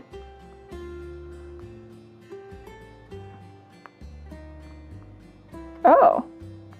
Huh. Okay. After we have reveled in the pleasure of Zia Ventrina's cooking, you shall meet my dearest friend. Well, perhaps, except for you, Amore.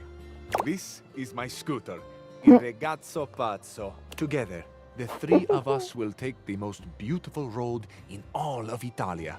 From Ventrina's right down to the sparkling ocean. We will wind... Have you ever ridden a scooter, Amore? I haven't, I'm totally in. Do you mean this ride with me? The most beautiful ride on the most beautiful road in the most beautiful country in the world. This will be your first? My first motorcycle ride, yes. Pump the brakes. Ah, Pump the brakes, mi piccolo Casanova. one does not pump the brakes on Il Ragazzo Pazzo. One just gives them a gentle squeeze. Ah, it's a jest, Amore, of course, of course. Think of this ride as only the best tour of the Italian coast that has ever been. Nothing more. Io prometto. On this beach, a very special beach, behind a little outcropping of sea rocks, is a tiny bar. At this tiny bar, there are 3 stools and 2 tables for 2. I have reserved one of them for us, Amore. The one that bathes in the light of the setting sun and washes itself in a warm, salt breeze. To this table, our Paradiso, will be brought a bottle of the best limoncello you have ever tasted. Have you ever tried that sweet, tangy gift that is Italian limoncello? I have. I didn't like it much. Never. It is. It truly is. So, with a humble flourish, I finish. That is the date. The romantic flight I propose to you. It is an embodiment of my love. how I love, what I love. I love love. Truthfully, it is my great honor to offer my love to you. Tell me, Amore, what do you think and feel about love? I feel it for a lot of people. I feel I love how hot you looking on it. Okay. Still confused how I can do any of this stuff with a cabin. You know, I really don't know. It's special, not easy, but special. I agree. There is something special about it that goes beyond words. I think often at night about love. The way the stars shine down, the glitter like the sparks in my chest when someone I desire, when you come near me. Sparks. See, floating electricity. He's The a night sky. bomb. Il He's a firmamento. bomb. One spark and this guy's gonna go It is crazy. vast and close. I can hear myself. Sometimes when I catch myself in the throes of my poetry. Amore, I hope I have not embarrassed you. Not at all. Are you kidding? You're really talented. Amore, the smile you create. Look at the sunbeams pouring out of my face now. Well, perhaps now you can see how much I mean all the love and affection I give to you. If you can mean it to me, I surely can mean it to you. I will be the sun and you the moon until the light eclipses mine. We shall trade positions in the heavens to reflect each other in the patient dance for all time. You and the heavens, you are inspiring my poetry. If you had to choose, and what a choice to make, Amore, between the sun and the moon, whom would you choose? The moon for sure. I'm a moon baddie. Of course. Her gentle mystery, her undeniable power. How could we not feel the fascination of her movements through presence and absence? How could we not treasure the quietude she demands, the fertile slumber she looks on so coolly? The light of the moon, Amore, lights up less what is around us than that which is within us. Oh, Amore, you have truly unlocked my heart. But I fear I may be sharing more than you wish to hold. Have you had your fill of poetry for now? I don't mind I this love talking. listening to you, too. What a gift to find this openness, no? It is a rare thing, a diamond. What luck for me, then, to find not only that the diamond, but the setting, too, is extraordinary. I trust I shall see you again soon, Amore. I find I need a moment to savor the world as I have known it, before I fall completely under your spell and am drowned in you forever. Okay, bro. Let's keep the drowning to the minimum. Of course. I will not drown in you, then. I will keep my head above water with yours. We can float together on the pale green sea. Ciao. Ciao. Anyways. One more heart. I don't remember who I've talked to now. Are you a thing? What are you? Terrifying? As you walk into the kitchen, you're this overwhelmed guy. by a God damn strange it. feeling. It's sort of like being watched, but it's more than that. What's You this feel as if you're heavenly being music? evaluated. It doesn't take you long to pinpoint the source of that feeling. A cleric of some kind dressed in black Oh and my grey goodness. robes, with a coil of sorts atop his otherwise bald head. He's handsome in a sterile and intimidating sort of way, but you can't even imagine this guy dating anyone. He's just so severe.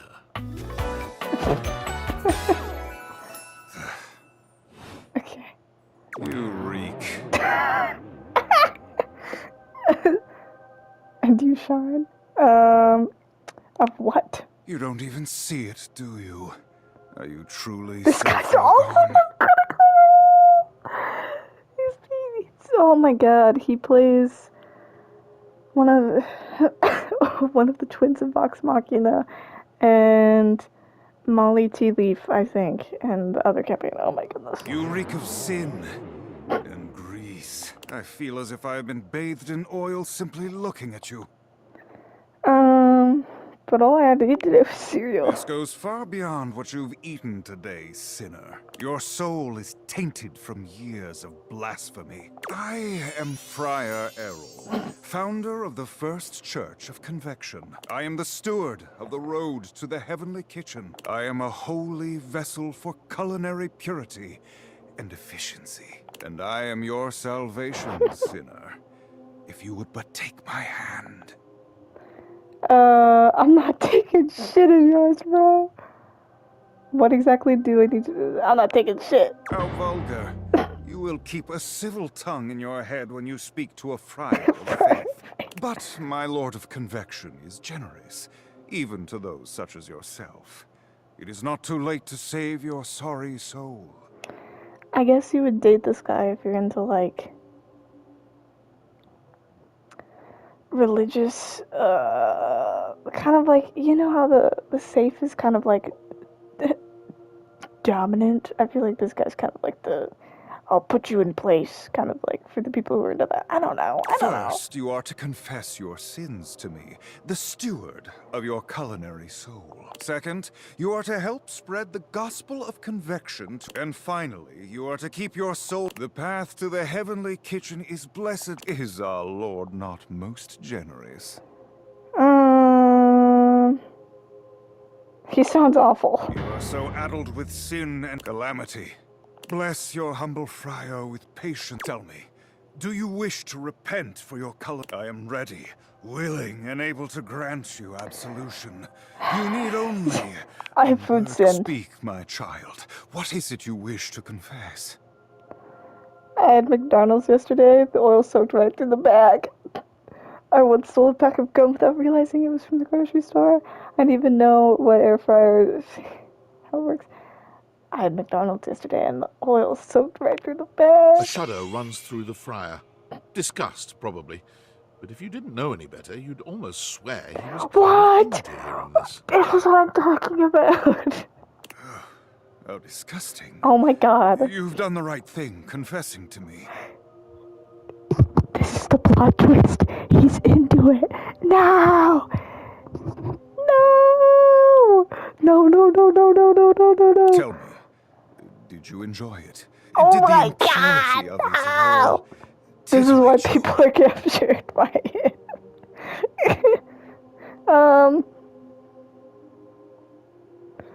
Oh god. Dude, it felt like I was getting away with a crime. It is insidious, is it not? The way the grease devil tempts us.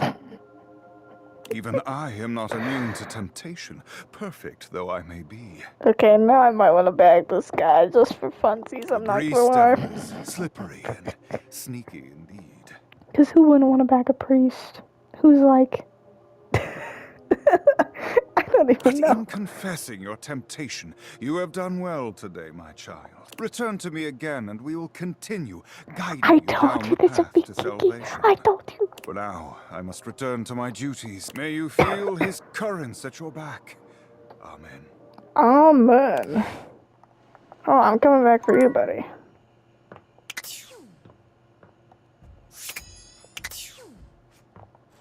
Oops. Do, do, do. Okay.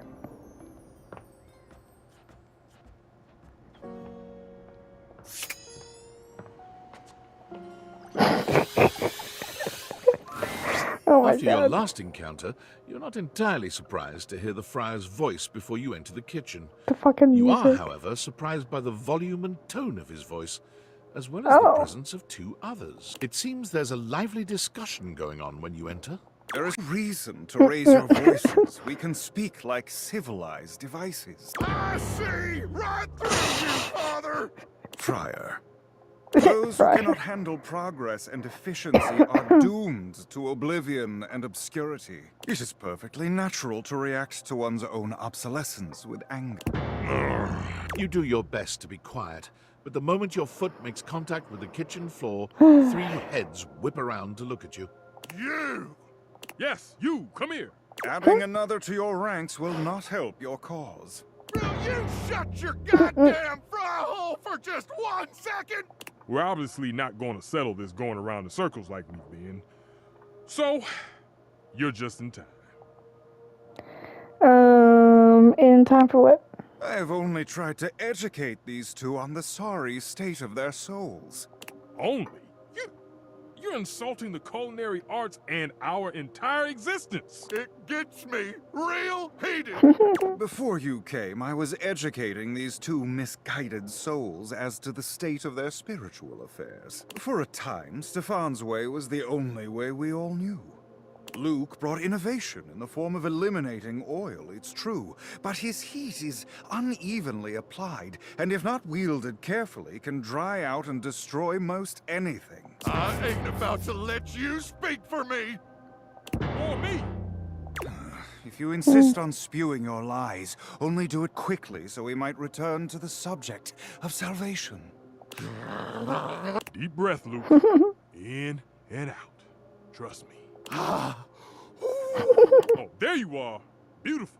Just like that. I'm gonna go first, so I don't lose my goddamn cool and forget what I was gonna say. Sure, buddy. Go ahead. Oh. Microwaves are real versatile tool. Time was you couldn't enjoy a meal without wasting away over a hot stove. No offense, Stefan. Some taking. But go on. I revolutionized things. Housewives in the 70s could feed their families without so much hullabaloo. That's true. I can handle anything. You want it, you got it. Baking a potato, I got it. Boiling water, oh, I got that too. Nuking some dino nuggets or pizza rolls, I'm your microwave. Oh my god. Literally all the things you listed taste better in the oven, though. I admit you've saved my bacon many times over the years when I was tired. Except for boiling water, the air fryer does all of that faster and cleaner. I gotta admit, you saved my bacon many times over the years when I was tired. Sometimes you don't want to turn on the oven. Yeah. Although the air fryer You is see? good. That's what the hell I'm talking about. Hit a few buttons, beep, beep, beep, and you're done. Like I can't deny though that a lot of that stuff you can put in the air fryer and end up better. While also pretty quick. Right? Like I feel like if you had to do a ranking, then yeah, the whole like boiling water thing too, though. You can't boil water in an air fryer. But like pizza comes out better from the air fryer.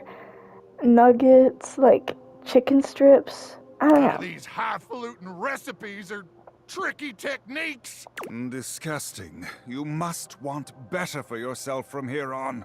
Speak for your goddamn self, Fryer. Look, I think we all know microwaves have their uses. Even I can admit that. Even if I would never use one. But there will never be a replacement for the stove. Ever! Since the dawn of time. Since man first learned to put flame to meat, there has always been a need for stoves. And there always will be. No matter what fancy gimmicks they come up with, there will never be a replacement for the good old-fashioned heat of a stove. For the versatility of pans and utensils one can use with the stove. Okay, so it takes a modicum of effort for the user. So you'll have to do dishes after. Is that all food has become to you? A series of inconvenience to be avoided? Oh, now who's getting heated? So, it takes a little effort. It's always worth it. Always.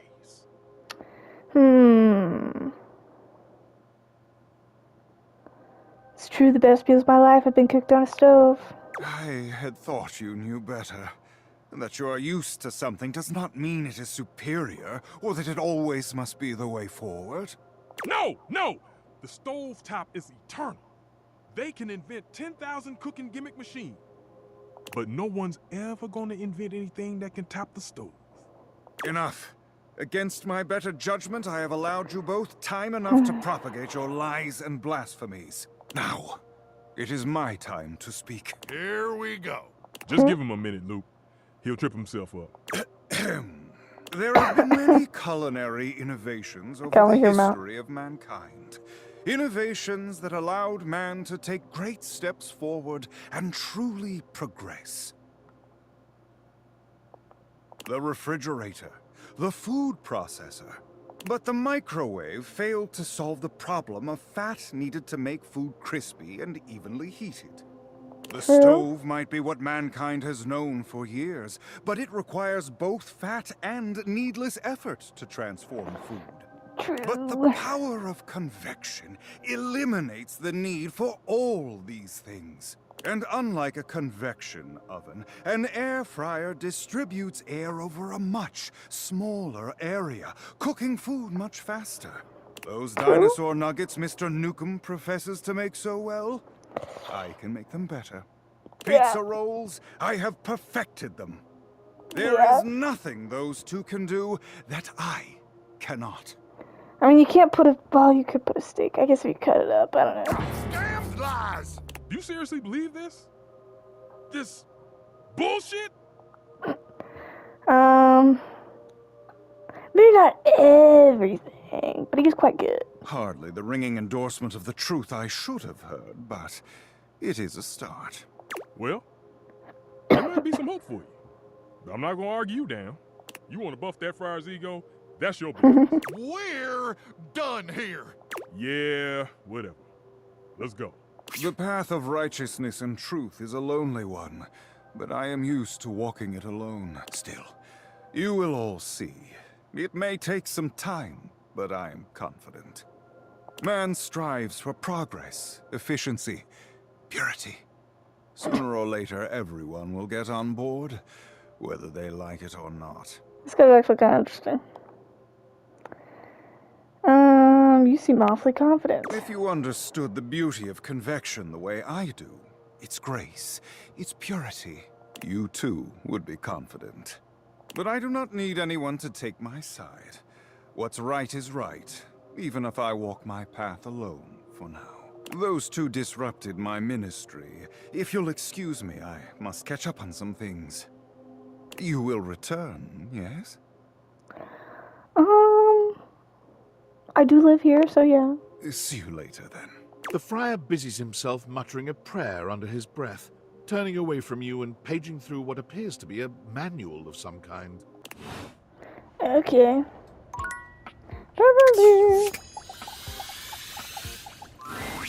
Hey, welcome back. Good news. I've had even more visitors since you came along.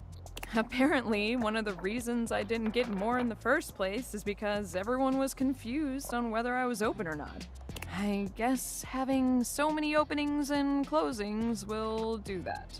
But once word started getting around about our special cocktail, I started getting more business. And I have you to thank. So let me pour you a thank you drink. What can I get you? Let's do a mocktail. Excellent! Always happy to serve customers. They usually don't yet. They also sometimes... Anyway, which mocktail would you like? We'll do soda. Refreshing. I wish you could have gotten a bubbly. mocktail with the special. Like me. Coming right up. Beverly hands you your drink, smiling fondly at you. Thank you, Bev. Of course. Thank you for keeping your word about coming back. How about we celebrate with more drinks? With more drinks. Let's go. Yes! Now the next question is, how hard are we celebrating tonight? Are we getting boozy? Just a mocktail, please. I think I'll pour myself a drink too. Do you mind if I mix a cocktail? No, go right ahead. Great, thanks. We gotta get rid of this booze somehow, am I right? A cheers. Several drinks I like how she later. asks. Why doesn't anyone love me? I love how we're completely sober for this. Comforter. I'm sorry. I'm horrible. I think you need to go lie down. I'll close the bar for the night, okay? Okay. Will you stay with me later? Just until I fall asleep. Sure. Of course. Thank you.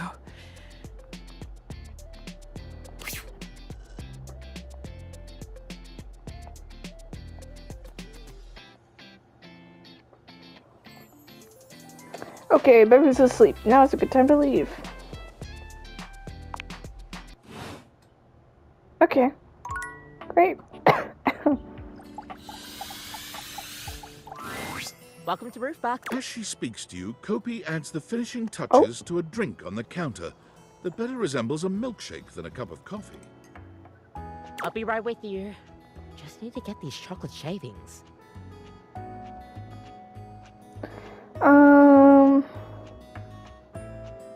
You offer drinks like I these? don't really. This is a special order. A drink like this is basically a coffee-flavored dessert.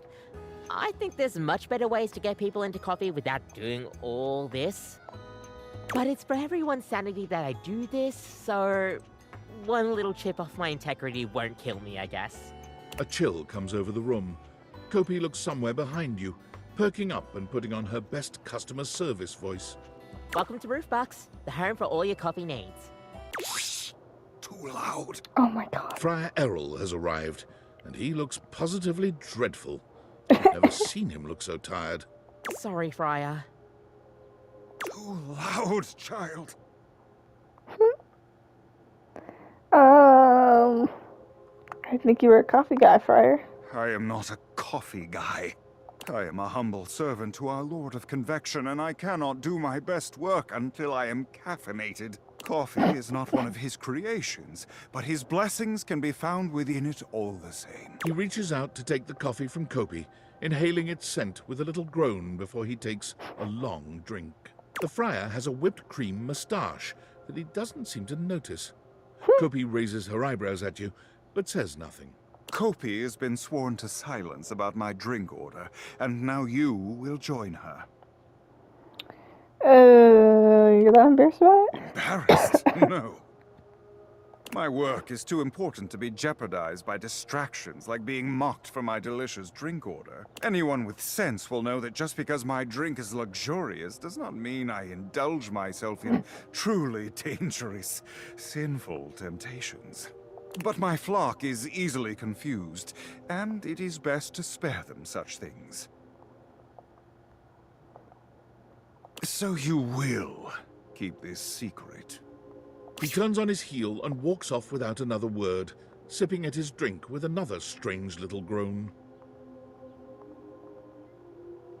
See what I mean? Just easier to make it for him than trying to get him to relax a little.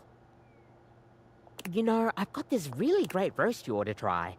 And if you want something sweeter, I've got some leftover chocolate shavings. What can I get for you today?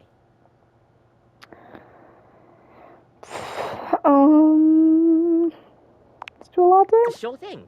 One. Kopi gets to... And voila! Is there anything you'd like to know about the latte? Oh gosh, where do I begin? There's all different kinds of patterns to choose from. Hearts, tulips, but probably one of the most essential patterns for any good barista to learn is the Rosetta pattern. It's supposed to be based off this plant, but I forgot the full name of it. Rosetta? That's probably it, yeah. We'll see you next time. More coffee.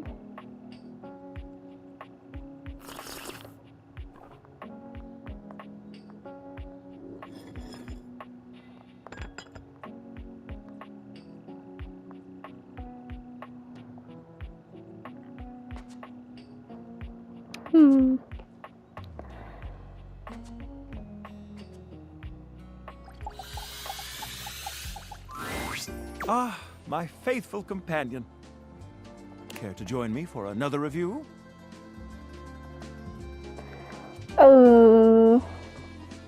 Sure. So, where should we go? Daisuke's sushi spot in the dining room is supposed to be pretty swanky. sushi. Mitchell leads you to the dining room. He seems excited, or about as excited as a critic like Mitchell can be about a new place. I've heard only good things about Daisuke's place so far. Let's hope it lives up to expectation. You walk into a rather austere space, every element seemingly selected for its clean and unpretentious elegance. The counters are of raw pine, finished to a glossy luster. The walls are shoji-style screens, and the doors slide open with a soft hiss that seems engineered to bring you entirely into your sophisticated surroundings. A water feature drips delightfully in the background. You feel instantaneously relaxed and intrigued. Ah, here comes the owner now. Daisuke greets you both with a warm smile. Welcome to Omakase Sounds like New City Daisuke. music. I am pleased to see you both. Always nice to see you, Daisuke. It's obvious you've put a lot of work into this endeavor. Thank you, Mitchell. I have only done what anyone would in my place. The dishware deserves no less than maximum effort. I hope the decor and ambiance please you. My mind isn't quite made up yet.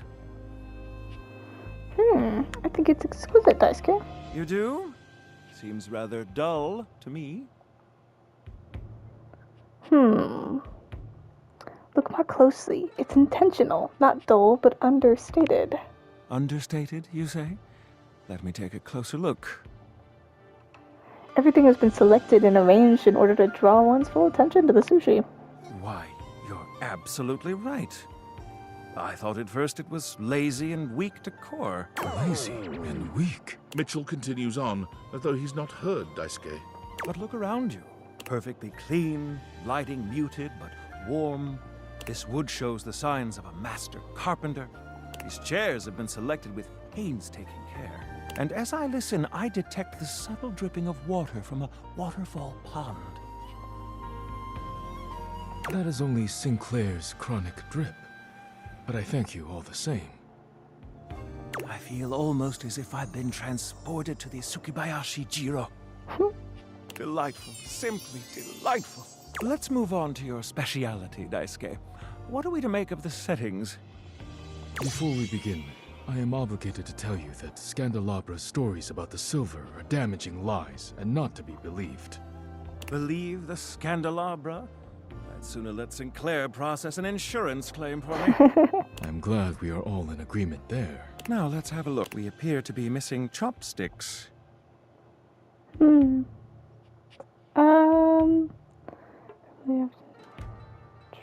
Why is that, Daisuke? Traditionally, sushi is eaten with the hands. All right, let's get down to business. I'm starving. As the name suggests, we offer only omakase.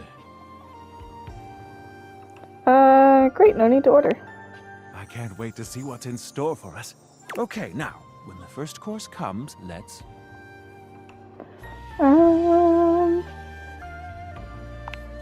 Sushi must be eaten right away, within the first 10 seconds. Oh. Here you are. Please enjoy.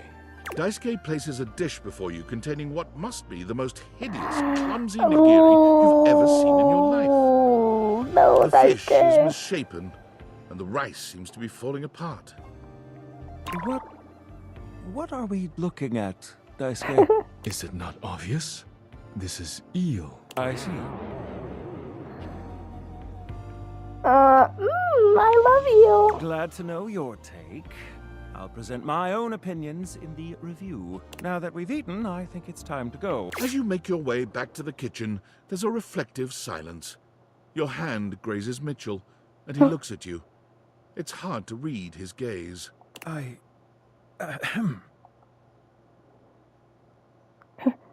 Yes, Mitchell. I was just wondering, what would you rate our evening overall? That's okay. 10 out of 10, 10 out of 10, 5 out of 10. It was delicious, but your company was perfection. Your company was wonderful, but our meal was the real delight. The food flag.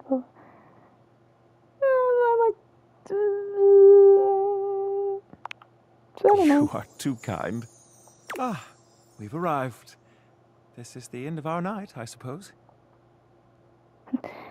Doesn't have to be. Ah, yes, alas. I'll be back soon. I'm afraid it does. Good night, my friend. Perhaps another time. Okay. Way to be a loser. Okay. See if we can talk to the table here. Hey there. Fancy a meal? Just here to see you. Hard to have a proper conversation in here. Location's less than ideal, you know. That dang fool Scandelabra never shuts his yap. I can imagine. Always going on and on about scandal this and scandal that, and effulging his goddamn nop. Like we ain't all sitting here in full view. Get a room for that, buddy. Sorry, what? Nop? Golfing? Just a fancy way of saying he's polishing the little ridge above his base. He just likes to make it sound as filthy as possible. Oh. Always moaning and groaning about it, like a ghost with a bellyache. Sounds interesting. Guess it ain't all bad, though. At least we got Rainy's sweet music here. Love that music she plays. Yep, makes putting up with Scandelabra a little easier. Oh, but look at me jawing about all that like we ain't got nothing but time. Don't we? Let me get back to work. Oh, sorry. My bad.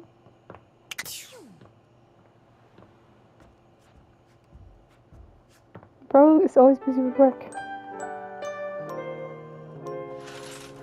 Yippee! Let's go. I think we need to finish our talk with Beverly.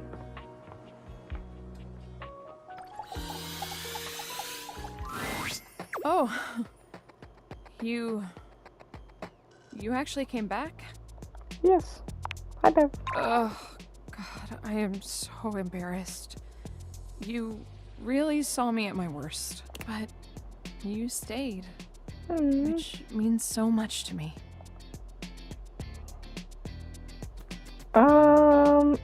It's no problem. I'm so relieved to hear that. Seriously, I'm glad you're cool with it. I mean, everyone who drinks has at least one embarrassing experience, right? Yeah. So it's really no big deal, right? At least this one didn't end up with me waking up with my face on the bathroom floor beside John Liu. The last thing you want to hear when you're hungover is him rapping in your ear. Oh, Bev's drunk again, slumped in a pile. Ain't got no friends, ain't got no style. Ran out of wine, all that's left are the lines pressed in her face from the bathroom tile. I hate him. I hate him so much. I just wish I had been a better host for you. I'm sorry.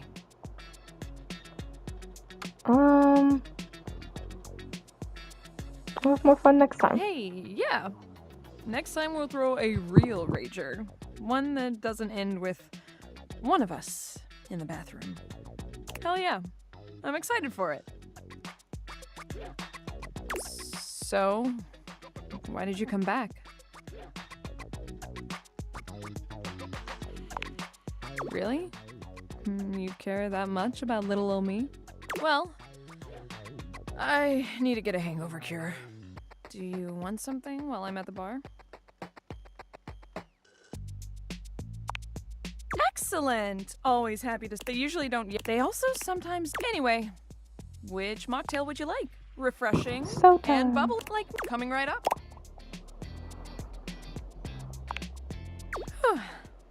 Glad you like it. What you thinking about, Bev?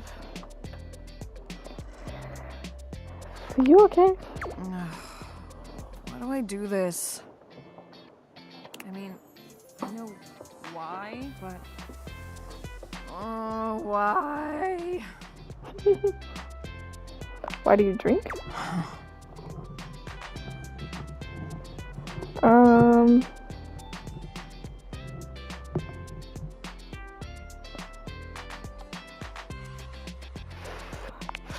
Yeah.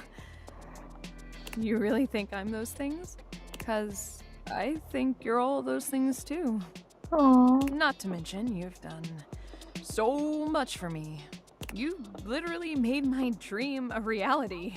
No one has ever cared so much about me before. You really touched my little glass heart. Oh. Wow, I must still be drunk. My face is all flushed. Mine too, even though I just drank soda. You're not lying. You're redder than a Bloody Mary. Maybe we should have another drink and then maybe kiss a little? No, just like, I think we should, but like, can we hold off on the drinking? I feel like maybe this might become a problem, but you know what? Yes. She seems like she drinks moderate. I'm gonna taste your drink off your lips and get drunk What? with you. The little heart. Oh, I just realized she had like coffee shoes or like wine shoes. What's up, lover? Your feet are literally soaked the whole time. You know what? I'm not gonna. Why do I care? She's alcohol. Anyways. Or drinks. I don't know. Who have we been talking to a lot lately? I think we've been talking to the stove a lot. You are persistent, aren't you? That's a rather attractive quality. Thank you. Okay, I'll bite. I have no orders up.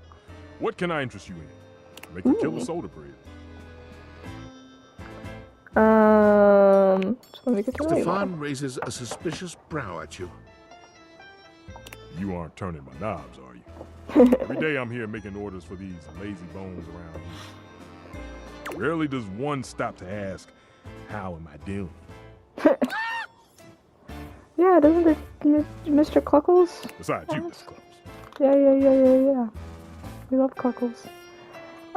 It might be because you yell at everyone. It isn't my job to be quiet. It's my job to make good food. It's not my fault the others don't listen. You haven't cooked in ages. I've had to pick up all the slack.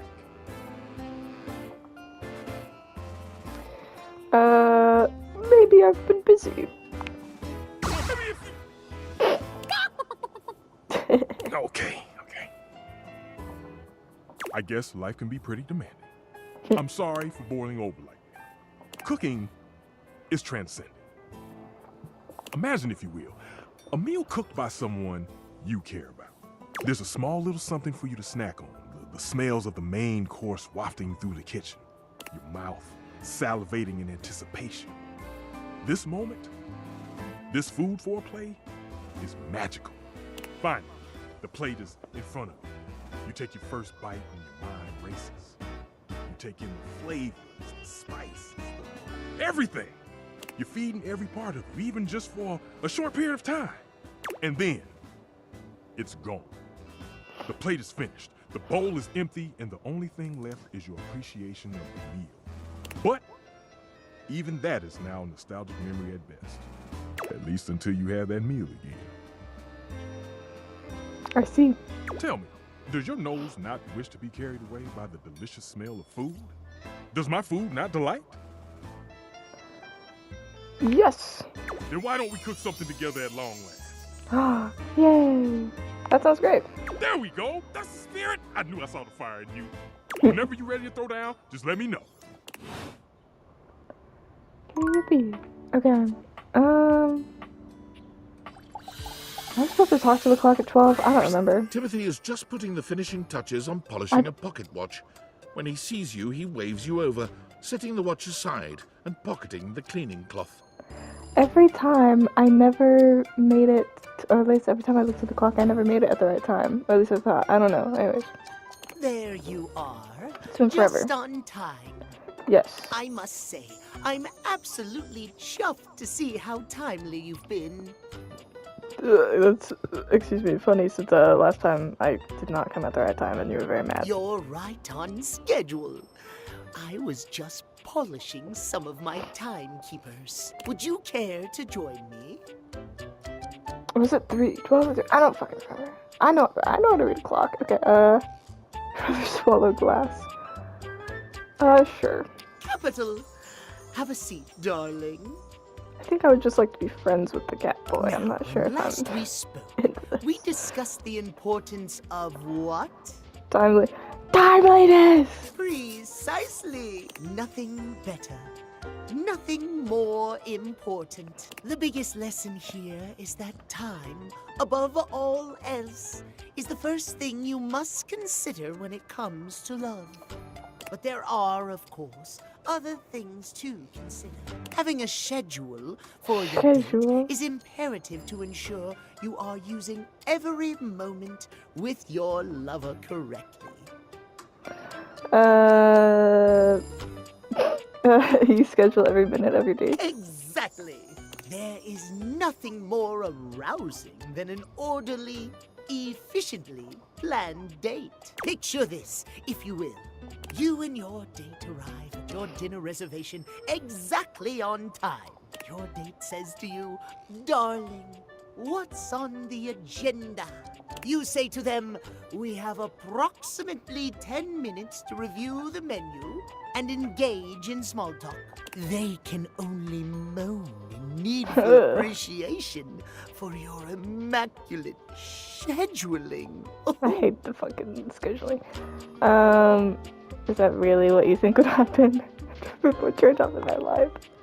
What I think, it's what I know would happen. I don't want to be rushed It has ordering. happened on every single date I've ever been take on. it that long. Who are you dating? So you're still single now because... I am simply too busy to date at the moment. I'm not the one who needs help here. If you say so. I do. At any rate, scheduling your entire date down to the minute is not only efficient, but an excellent bonding experience for any couple. So let us practice now. You have asked me on a date, and we have both arrived on time. As we are seated for dinner, I look deeply into your eyes and ask you about tonight's agenda. You say? I begin to explain the history of pocket watches in great detail as the waiter when they're bringing the bread basket. I read off the meticulous. I'm asking when the bread basket's coming. Bread? Bread cannot keep time. Are you mad? You must give me the schedule for the... Let us try again. Surprise! Oh, okay. Our date has gone swimmingly, but your schedule Okay. has not accounted for this unexpected excursion. Horror of horrors! What do you do? Leave. I slap you for daring to disrespect the schedule at my time. I bid you good night and tell you that we'll do this another day. Exactly! Oh, okay. As lovely as our date has been, one cannot deviate from the schedule.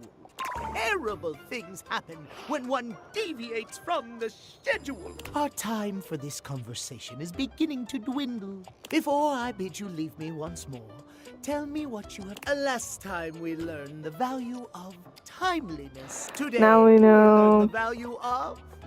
Shouting the emphasis of our words. Scheduling. Scheduling, sure. Precisely!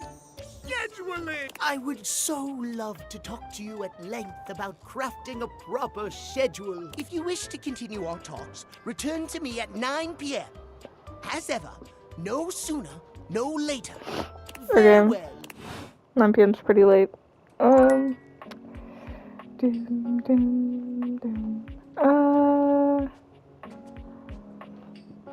Who do we have to do to talk to the sink again? Who do we have to do? Who do we have to talk to? Where's... I don't remember his name.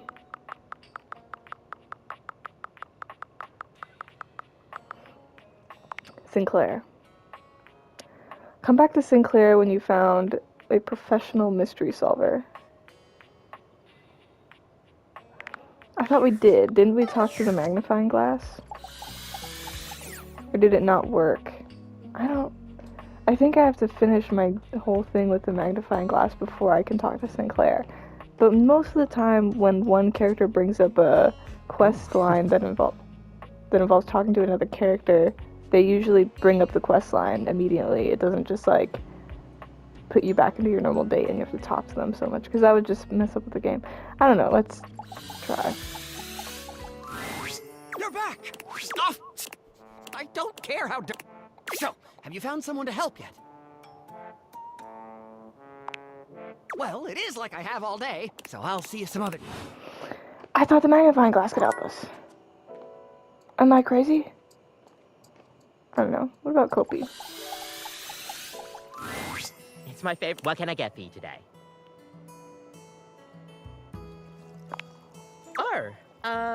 We'll see you next. Okay. I thought I've ordered everything already, though. Okay, I wasted 2 of my hearts, but whatever.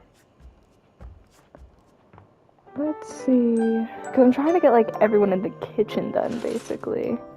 Kinda, sorta. Oh, I know we have to talk to the air fryer. Let's see. What about Kopi?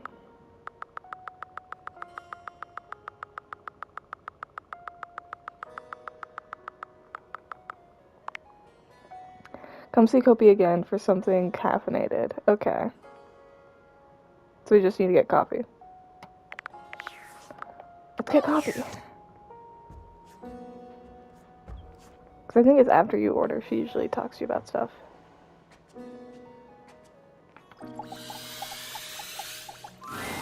It's my favorite. What can I get for you today? A latte. Sure thing. One. Kopi gets to work. And voila! Is there anything you'd like to know about the latte? Why is it called a latte? Well, that's the Italian word for milk. If you're in Italy, you have to order it as a cafe latte. Otherwise, they'll literally just give you a glass of milk. That's awkward. Right? I don't think my nerves could handle being handed a glass of milk like that. She shudders violently. We'll see you next time. Okay. So, yeah, they're pretty sure there was 2 questions in every option. So we have to finish all the questions. Okay. And I guess I'm seeing Nightmare later. Maybe. Possibly. Okay. We can't talk to Sinclair. April, every time we talk to April, it doesn't work. Could talk to the food. I think we have to find April at a different spot. Hi there. I'm just finishing up my latest round of reviews. Care to have a read? Let's hear Koa's Future Koa's Barbecue Joint. 2 currents. Let us see. When we walked into the living room for our lunch rendezvous, there was a lot to take in. Hawaiian and Korean themes blended seamlessly in this laid-back barbecue joint. Palm shack decor, as if we were transported to Maui, but with traditional Korean furnishings reminiscent of Seoul's best restaurants. Not to mention the comfiest couch seats you could imagine. Bravo! But what about the food? The food? Simple, and we are here for it. My guest and I love the crisscrossing flavors that seem to add a new punch to old classics. This fusion left us feeling fused to the couch in the best possible way. Koa has won big in the food department. In conclusion, if you want a fusion that leaves you feeling like you just toured the world, all without leaving the comfort of your own couch, Koa's 2 currents is our current pick for the best new restaurant in the living room. Which review next? Ice cream. Ah, yes, Freddy's Yummy Yeti. This rustic hole in the wall is, at first glance, nothing to write home about.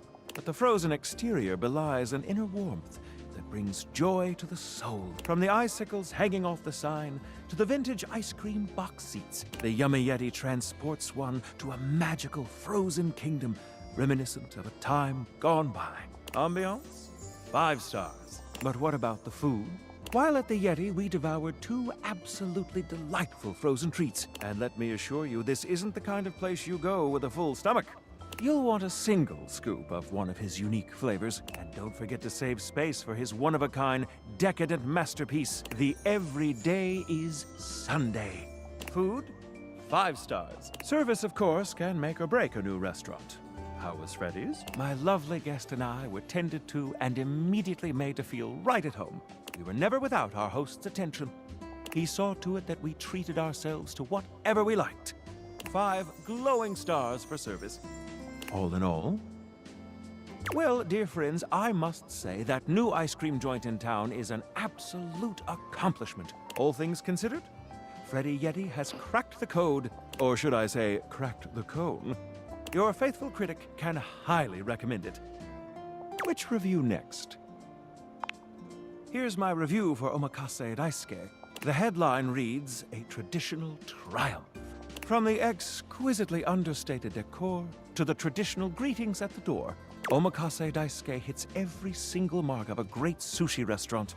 Ambiance, menu selection, food quality, and value are of the highest grade. The at first glance hideous presentation belies sushi of the highest caliber. I've truly never tasted its equal. My guest and I enjoyed a wonderful and, dare I say, romantic dinner for two. And I can recommend this restaurant without a shred of hesitation. Omakase Daisuke receives 5 out of 5 stars. This new kid on the block is here to stay. I'm afraid I must tell you, my review of your performance over these past few dates is not a good one. Your knowledge about the culinary industry is pathetic. Your attention to the finer points of dining experience is lacking. You are rude, crude, and have a poor attitude. What the hell? Who said that? And frankly, you smell of low-quality beef. I give you a 1 out of 5 stars. Goodbye. What? You've yucked my yum. What? But we went on great dates. Is it because I said that I liked all of them? Well, damn. Fuck you too, bro. So is it because I didn't give like a proper review and I said that I liked all of them make me bad at reviewing? I don't know. Oh, hey Reggie. Not too shabby. You know, I didn't even try not that one hard for to friendship much. What? But I think it's time we scooch up our relationship a half notch so I can throw you a bone in the form of specs points. We compadres now, you hear? Awesome. Thanks, Reggie. Friends till the end.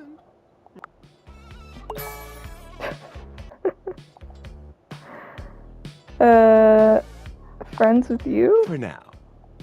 But look, I really do see potential in you. Maybe this time I can teach you my ways. I want to know your ways, Reggie. Doing what? The art of pain, my dear. Rejection to its fullest potential. It's weird I that you like don't rejection so much. I love it.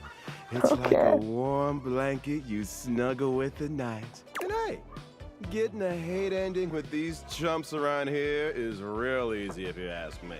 Yeah, just be a dick. It's easy to be a dick. You get the same amount of points. Oh, that's great. Hurting others is wrong. Wrong? Don't get me started on whether it matters how you treat inanimate objects. These You objects technically here are inanimate. meant to Well, serve I don't know. you. And taking their specs points is the best way they can do that for you. Okay, buddy. I'll try not to.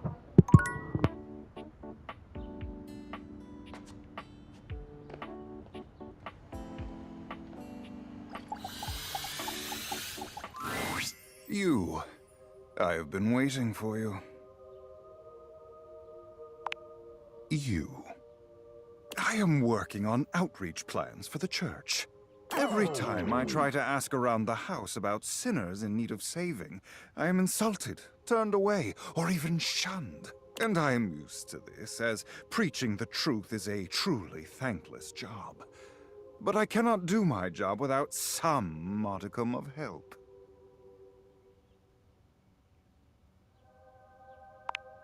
It is simple. Where might I do my best work? Who is in most urgent need of my ministry?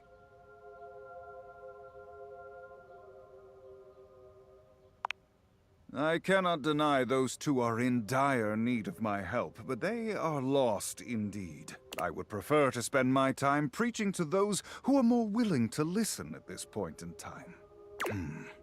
There's still another thing I remain uncertain of. While his message of convection is perfect, I am not always perfect in my delivery. Tell me, what would be the best way to reach those yet lost in the shadows of oil?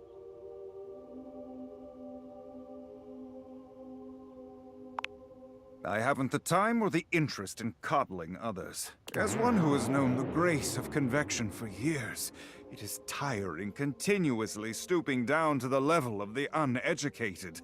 The great oil-soaked rabble, the microwaved hoi polloi.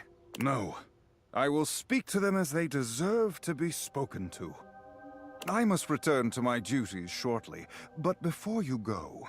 He hands you a pamphlet of some sort.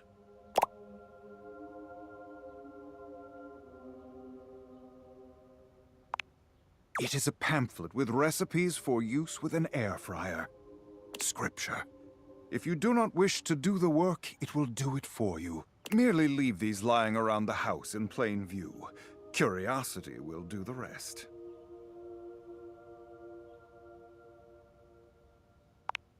Yes, you see? And once you pick it up and read it, you will understand. Go now. Take the pamphlet with you. Study it. I shall have more for you later. As per usual, Friar Errol seems unconcerned with your response. He's gazing reverently at a pamphlet, just like the one he gave you, lost in a spiritual silence.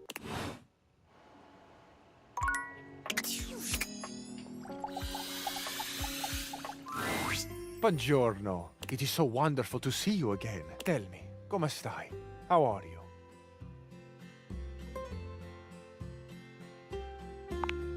You are all right. All about you is right. All about you is just as it should be. Perfection. And a pleasure to behold. I was just thinking that today is a beautiful day to smile. And then, here you are. I cannot help but smile to see you. I am truly aligned with the will of the gods, it seems.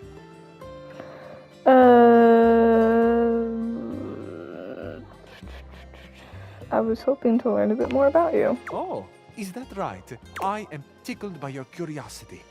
I have always loved this phrase, tickled, and it is truly how I feel. I giggle and twist in the warm light of your interest. Okay. What are the things you like? Ah, but the list would use all the breath I have left in me. If I were to tell it all to you, I should never stop talking. Here are just a few in my mind. I like flowers, good wine, the summer sun, the wind on my face. Okay, your average Tinder dating profile. I like you. Okay. Whoa, slow down. I like you as a friend. Lentamente. Yes, lentamente. I do have to remind myself of this from time to time. No need to go careening around those corners after all. And your friendship is indeed a treasure. We've only known each other for a little while. Of course, Amore. You are right. You are so very right. Thank you for this. I am the first one to say, slow down and take in the flowers. But I also know my heart, and it speaks truthfully. Truth or dare? Truth. Do you like me? As a friend, I don't know you that well, Cabricio. I am so happy to hear that. Life is infinitely enriched with good friends to walk beside us. Would the dare be like, kiss me or something? I don't know. There is a saying that goes something like, friends are the greatest treasure in life. If I may be so bold, you, mi amici, are the great and shining treasure to me now. It is not to say that I do not have friends in the rest of the house. I do. I am friendly, and the intercourse between the objects here is a joy. But you are truly on a shelf of your own.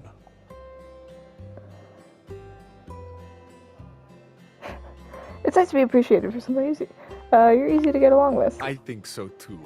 I have heard it said before that I am too passionate. I think even with you I may have let my zest and zeal get the best of me at times. But these are things about myself that I would not change even if I could. Though I may not be the taste of some of the others, amici, it honors me that you are here. That we are here together with an understanding of each other.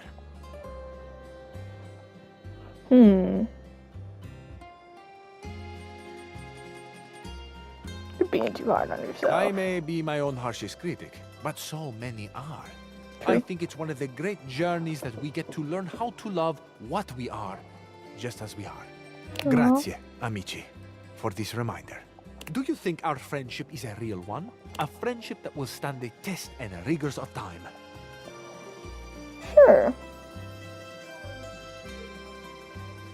I know it, without a doubt. I am overjoyed, truly. Like a good wine, life is better shared with good friends. I am so thrilled and honored to be yours. I hope that in the days to come and long into the future, we can discover all the highs and lows of life together. No matter what may come, I will be here for you, my friend. If there is ever anything troubling you, come to Cabrizio. We will sort it out. Bon appetit. To many long years of good tidings and fast friends. That was quick.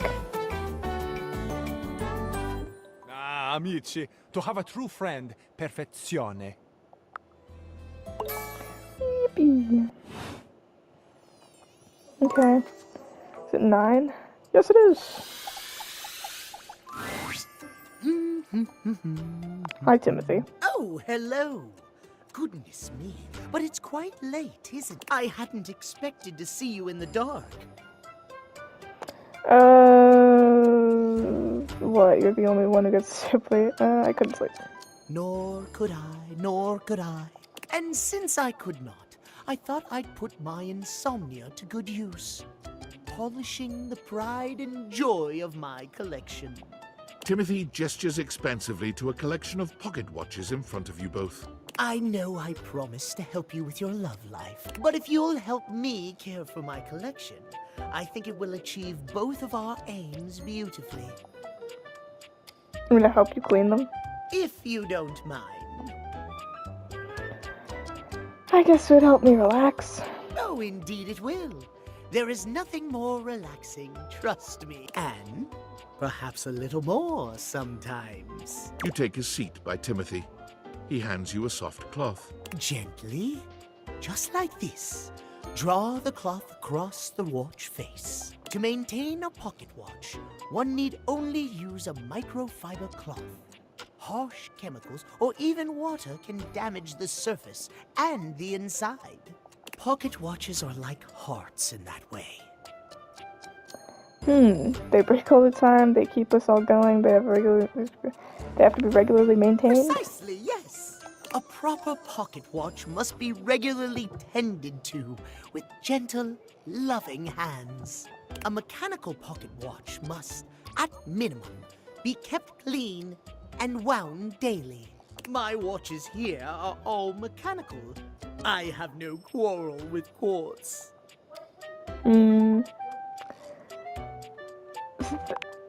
Timothy's if there was a cheeks joke, flush, I didn't get it. and he clears his throat, a bit embarrassed that his joke has fallen flat.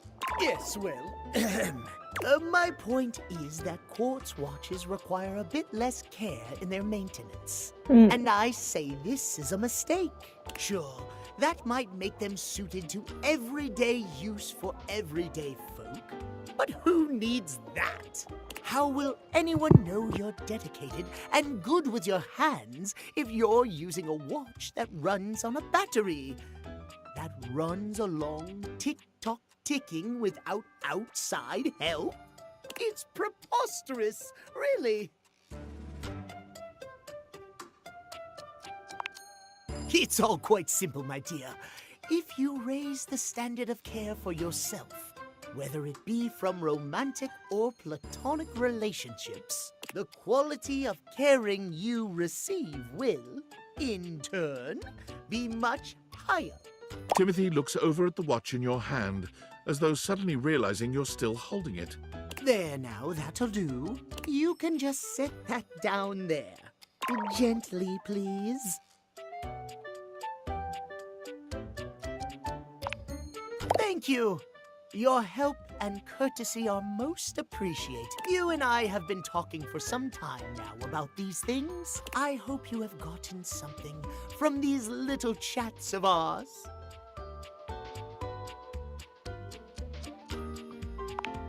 I am pleased to hear it. I mean, hey, his vices are solid.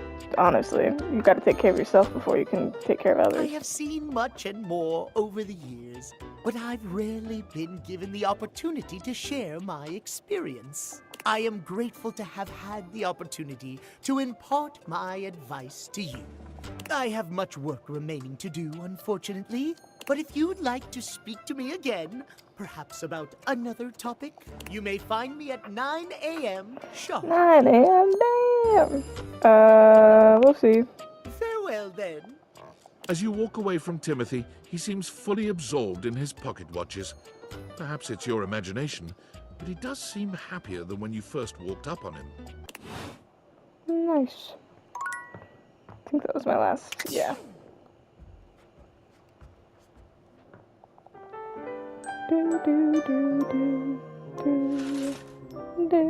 Okay.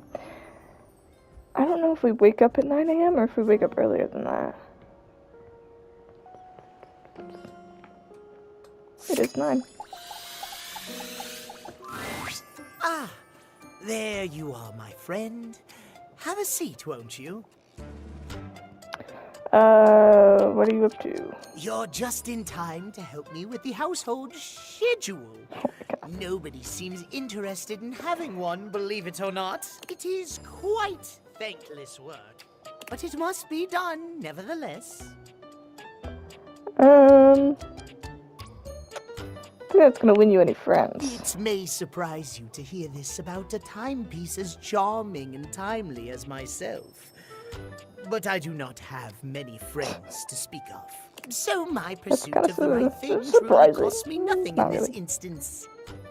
But while we're on the topic of friends, I must thank you from the bottom of my clockwork heart. Oh, why? Your presence in my life has been an affirmation of sorts. I thought perhaps no one would ever understand my various idiosyncrasies. I have dedicated my life to time and timekeeping, not only because of the beauty and order, but because of the safety in it. But it is a lonely life, as you can surely well imagine. But you have listened to me. You have understood and affirmed the value in my extreme devotion to time. I have begun to realize of late, perhaps I truly can have it all. Friendship and a slavish devotion to mapping out every hour of the day, down to the last second. You totally can, yeah. I am delighted to hear you agree. Perhaps you can help me present the schedule to our colleagues around the house. They'd surely be more receptive to someone as charming as yourself. Sure. Capital, just capital. I'd like to run some things by you. As Timothy rattles off suggestion after suggestion, it's clear he's more interested in simply being heard than in asking your opinion. Still, the cat clock looks so happy, you begin to feel it too. There's something charming about his obsession with scheduling, even if you can't appreciate it the same way he does. You know that if you ever need help planning anything, Timothy is your clock. Yay! There is always time in the schedule for a good friend. Making so many friends. Okay, so we got the clock. The food hates us. It's hot stove. Stefan. What?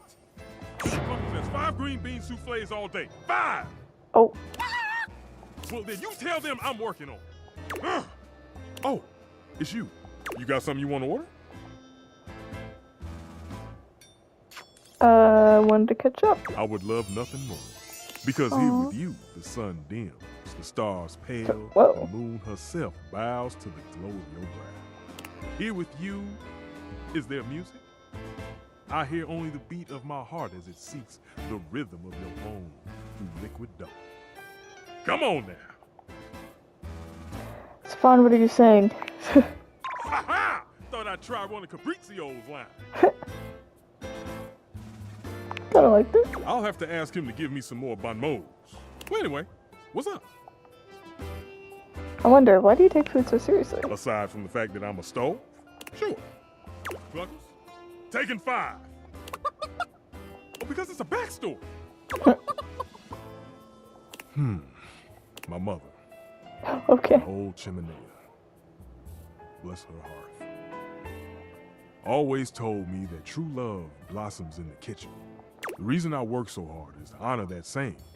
To me, food is the delicate act of uniting those from all walks of life. It's a brief moment where you can escape from the busyness of modern life and just enjoy. Breathe. It's a reminder that hard work often rewards us with fulfillment. Romantic? I'm glad you think so. Whew. Would you like to hear a secret? Yes, sure. I really hate raw food. I think everyone hates raw food. It tends not to be fragrant, and it usually only simple prep work. All the satisfaction of managing heat, wafting in the aroma of roasting ingredients, waiting for everything to be done exactly right and at exactly the right time. It's all gone. It's replaced with the cold precision that is best left for hospitals. I can see that. You can? Yeah. You can! Please, get the word out. Raw's blah. Cooked is cooked. Raw's blah. Yes! All right, Mr. Cluckles, I'm coming. Thanks for hearing me out. Come on over sometime and I'll make you something special. Oh. Okay. Going with the air fryer. As you enter the kitchen, you're surprised to hear organ music. What? Are you sure we can't try another track? Again. You got it. Thy fans, thy face, thy handle, thy interface. No. Oh, grease devil, take it all. It's not that serious, man. It is deathly serious. The friar pounds his fist on the table. I'm not sticking around for this. You can just sing it to yourself. I must get this right. Get what right? Oh, it's you. I am composing a hymn to honor the glory and majesty of the air fryer. Music is, after all, one of the most universal languages. But if I cannot perfect my hymn, it is all for naught. I simply need to step out of my own mind. I am, perhaps, too close to the subject. Tell me, how does this strike you for a title? In the arms of the convection angels. Too commercial, not holy enough. I see. Perhaps, hark the air fryer beeps. Much better. Yes, better indeed. Thank you. Now then, for the chorus. Should I extol the virtues of the fryer's purity, its efficiency, perhaps both? Or should I mention its affordability? All of the above. Don't leave anything out. Yes, I suppose there is room yet if I compose creatively. And finally, for the finale, perhaps I should light a candle? No, too old-fashioned. Perhaps I will time it to incorporate the dignified beep of the fryer. Throw pizza rolls like confetti. Your audience will love it. Slam a microwave directly into the kitchen floor. It'll be sick. Definitely the beep there. Their fire speaks for itself. Yes. The grace of its beep, the flash of its most holy light. Yes, the beeping must be our grand finale. I've but one last thing to ask of you. Listen to this composition and tell me how it strikes you. Are you sure you should be... The friar launches into his composition before you're even finished speaking, singing in a booming voice that makes you feel as though you cannot escape him or his message. His focus is laser sharp, and his dark eyes bore into yours as though he can see every impure thought in your head. It makes you sweat just a little to have him looking at you so intensely, especially when he's singing like that. The whole thing is just a lot, frankly. And Finn, tell me, how did that make you feel? His voice actor carries. I'll never be happy again. Like you could see every sin I've ever committed in Spy. Good. The listener should feel terrified, and then inspired to run into the warm, loving arms of the Lord of Convection. Using fear and religion, very common. Good. Very good. Here, I trust you. Hold on to the hymnal for now. Let it inspire beauty. I must track down Rainey at once. I need her backing, and she cannot hide from me forever. I shall have to perform it for you once it is truly complete. But until then, may you walk in the currents of convection. Amen. Thanks. The friar sets off at a fast march, walking right past you, singing under his breath as he goes. Okay. Kobe, I need some normalcy in my life. It's my favorite customer. What can I get for you today? Okay, no problem. Kofi flies into action, assembling. Alright, here we go. Is there anything you'd like to know about the affogato? Why is it called the affogato? Well, for fun coffee, the name certainly backs it up. In Italian, they call it affogato al caffè, which literally means drowned in coffee. So, affogato means drowned. That's the way it's made after all. Drown it in espresso. Sounds deliciously drowning. Don't get lost in it. We'll see you next time. See ya. Wait, am I supposed to drink coffee as the last drink before I go to sleep to get nightmare? I didn't think about that. Because I thought if you just drank it. But I guess they did say coffee before bed keeps you awake. Oh. Okay, buddy. We could talk to the trash can, but I want to talk to the toaster. Oh. You hear her before you see her. A charming Her. musician with literal coils of curly hair that swing cutely as she paces back and forth in your kitchen. She's clearly absorbed in something. She She's appears to be talking to adorable. herself. The bread guitar. Hi, Mira. Look at all these crumbs. I'm gonna be writing some great music soon. I can tell. I'm at my most creative when I'm a little messy. Who does she sound? She kind of reminds me of someone, but I don't know who. I can help you shake out those crumbs. Shake them out. Shake them out?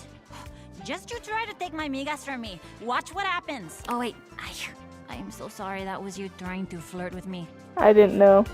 I was trying to flirt with See, something. I see it now. Oh, that was really... It was creative. Not like effective, but still cute. She picks up her guitar, striking a glamorous pose. I'm Miranda Dulce Tostadora, lead singer and guitarist of Miranda y las Migas. ¿Qué tal? We're the best musical group around here by a lot. Is there much competition for best musical group in the house? I mean, not really. The only real competition for me is me. I'm pretty great. That's epic. Does she have Pop-Tart earrings? Oh my god. It's pretty confident of you. Well, sure. I have to be confident to survive in this field. You think it's easy being in the limelight? It's a hell of a lot harder than being in the lemon light, believe you me. Not my scene. I bet it's tough. Tough like one of those dried out snake skins you see in the desert sometimes. Oof. But I have so many fans that adore me and adore the band. I'd do anything not to let them down. Aww. Well, you haven't let me down yet, that's for sure. Haha, you're really laying on that charm, aren't you? You know you don't know me, right? I didn't mean to flirt Not like that that. being okay. flattered is bad. Like any other toaster, I love some good simple sugar. But don't turn the heat up too high. I can see right through a player, and I am most definitely not the appliance you want to burn. I've been known to burn back. If I'm lucky. And you would be lucky too. I'm really good. Just stay on my good side. ¿Me entiendes? Oh, and obviously, if you like neat toast, I'm here. Okay. Busy, sexy little tostadora with a gig coming up. Time to make the toast. Hasta luego. See ya. Epic. We met a new character. Been sticking around like the same 20 people for a while. Oh, that sparkle. What the? Okay. Back to the kitchen. Let's go straight to Stefan first. Hey, thanks for coming back. I know I kind of put you on ice the last time you came to talk with me. Oh, that's fine. It's okay. I appreciate how calm you are about all this. I could learn your ways. Well, Mr. Cluckles and I have been talking. This should be good. He said that your level-headedness was something to be admired. And I said I wouldn't call it that, more of a naive curiosity masquerading as a...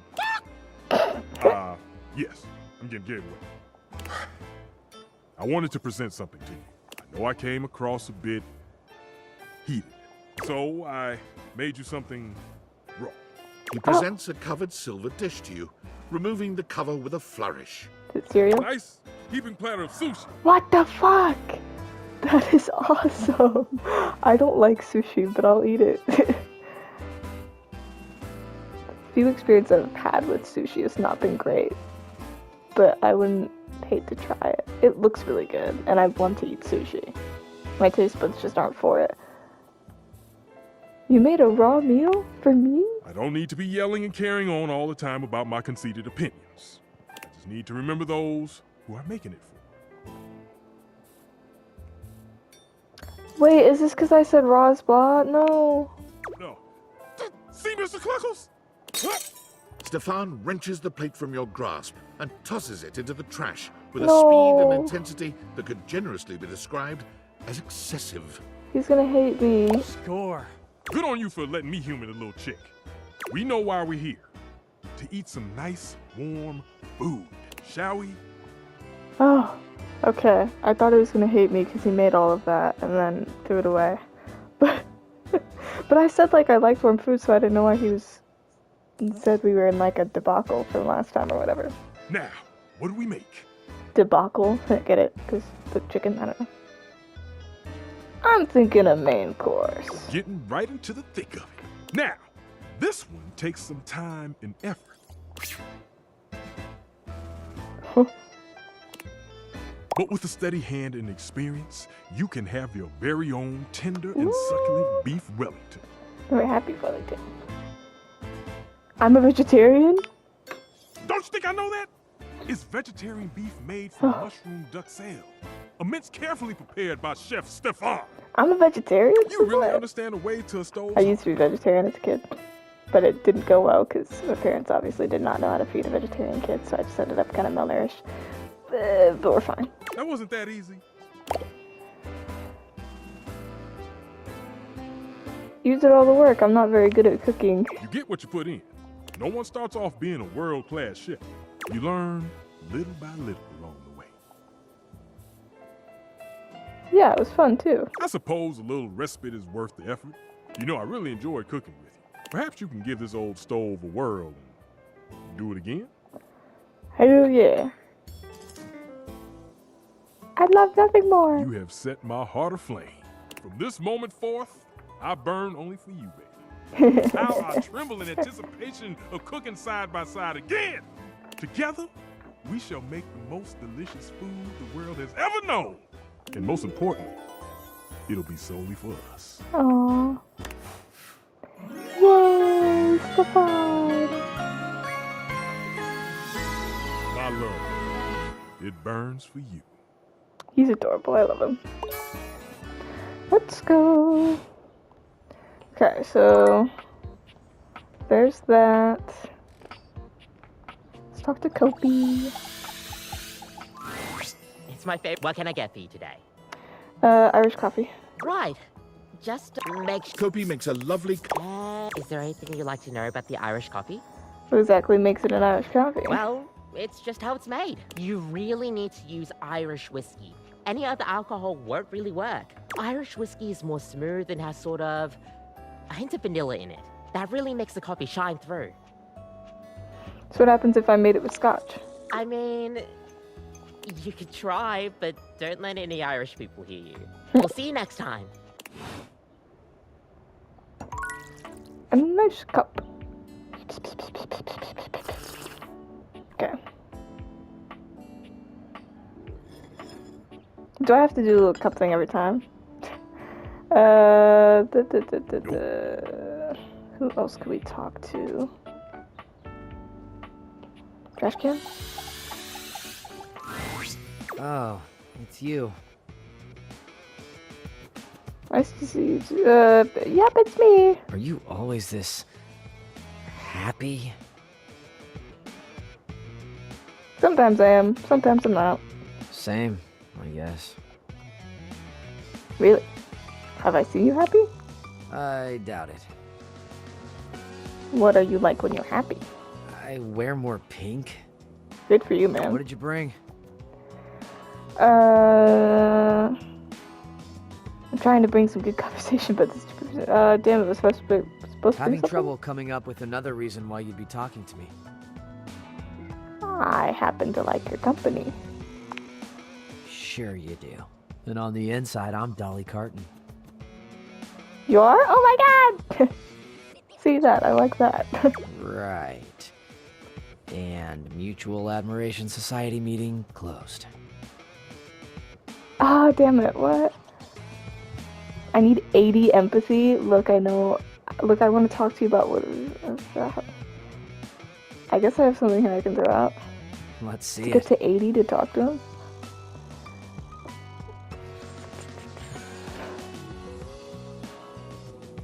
Got chopsticks.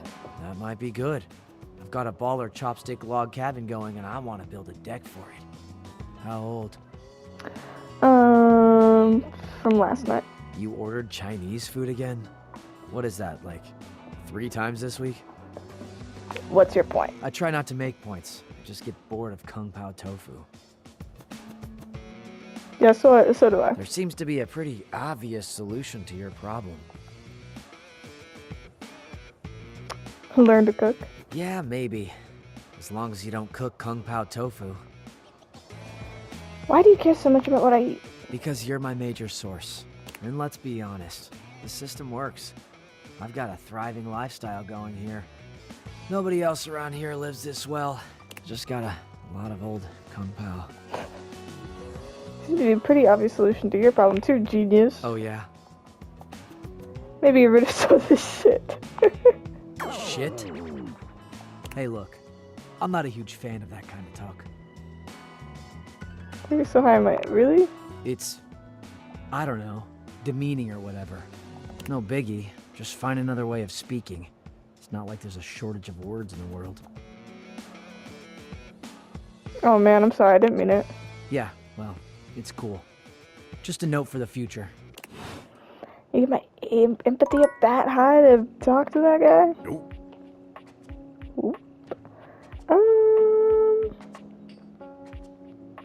Can't talk to Sinclair yet. I think that's Lyric. There's really no one else to talk to. And try the chair. Oh, I'm on Volker. Trying my best to rest any. You're welcome to swing. I have no clue how to talk to the chair. Probably either really early in the night or really early in the day.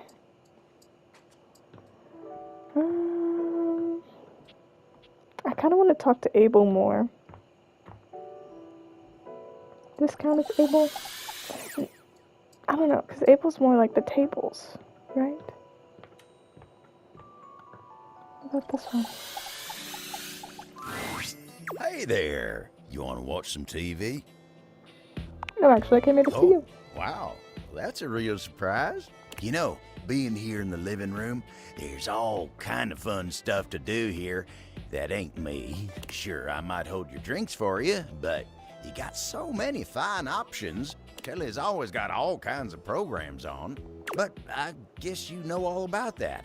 Saw you two talking just the other day. Connie's another great way to spend your time here.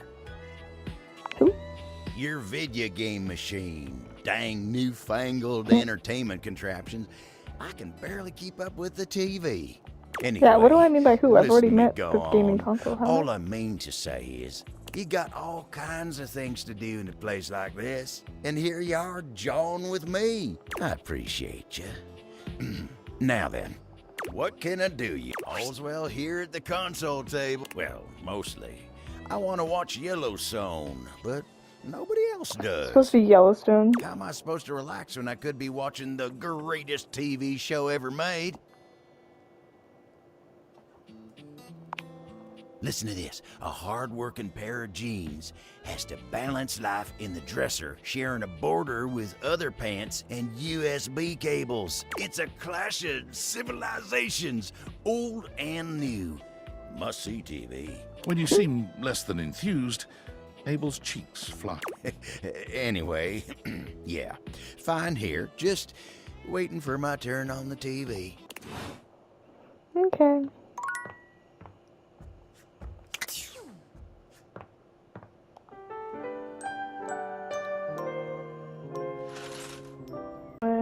That I've been talking to for a while. So let's go to Kopi.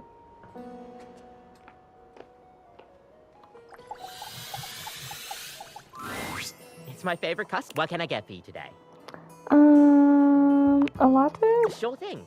One latte. Kopi gets to... And voila! You've tried my latte a few times now and pretty much asked me all I know. I think it's time I tested you on your latte knowledge. Since you asked so much, tell me, what's in a latte? I think it's espresso steamed milk and a touch of foam? Or is it lots? I think a touch. That's right! Good Let's job! go. You just need a touch of firm, and you're ready to finish up with some latte art. Kopi beams at you. I'm happy you remembered. Anyways, thanks for taking my little quiz. Sure thing. Stay caffeinated. We'll see you next. Okay. Okay, so we just gotta take quizzes.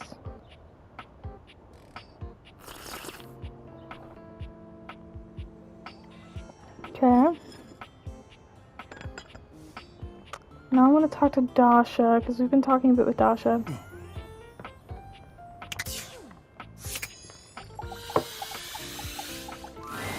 Ah, you wish to continue going on practice dates with myself? Yeah, practice dates, Dasha. Here are the potential locations for these dates. A restaurant. Here we are. Shall we share appetizer, dear date? Hell yeah, that's the best part. Ah, excellent. The first step in impressing your date is to be generous. Dasha is impressed. So far, anyway. Let us move on. Our food has arrived, and I am eating my steak with great enthusiasm. What do you do next?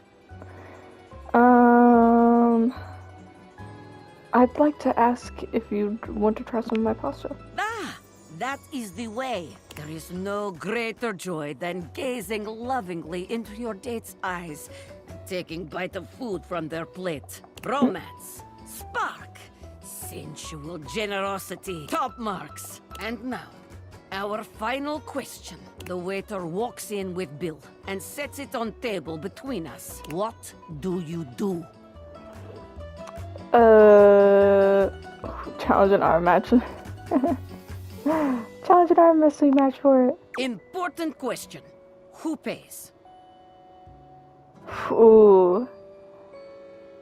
I kind of want to say the winner, but I feel like it made more sense with the loser. Say the winner. Now that's what I'm talking about. That way they're is both the way. fighting, you know, you're like, no, I'll pay the bill, no, I'll pay the bill, you know, you're like, I don't know. Glorious battle for the right to pay the check. Yes. Boy, it makes my heart race just thinking about it. Now, that is the way to end a date. Very Oh, yeah. good. You are becoming quite the charm. There is always more to learn. We will continue next time. Can't wait.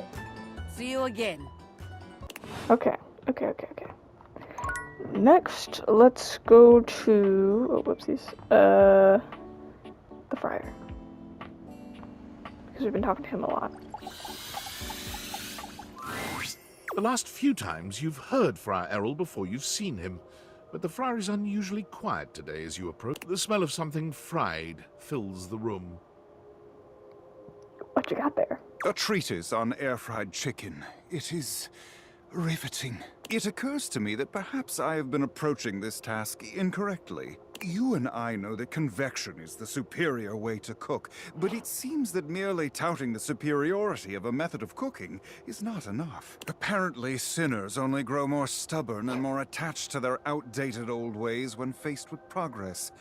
Disgusting, really, but expected. So I have come up with a solution. You're going to finally give up on this whole preaching thing? You're going to do a taste test? You're going to try and get gentle approach? You're going to do a taste test? Indeed I am. I have decided to allow the food to speak for itself. I have procured potatoes from Food Fetch and prepared my own french fries. Not a drop of oil within. Uh-oh. You need a little oil. You will find I do not. Open your mind and your stomach. Friar Errol walks over to the counter, returning with a covered dish. He lifts the cover, revealing some very sad, very dry-looking potatoes. Behold, air-fried french fries. Not a drop of oil has touched them. Beautiful, aren't they? They're definitely fry-shaped. That was certainly my intent. I'm glad to see I've achieved this minimum goal. The friar pushes the plate towards you, fixing you with his severe gaze. You will be the first to taste them, to go forth and testify to the rest of the house. Go on. He looks at you expectantly. You can't imagine these are going to be any good, but getting out of eating them feels like more trouble than it's worth. You take a bite. The potatoes are cooked, sure, but that's about as much as you can say. Friar Errol stares at you in stark silence, waiting for your reaction. I've air-fried french fries, and it's not terrible. Transcendent trash. Excellent. Just as I thought. The friar covers the bowl again, pushing them off to the side.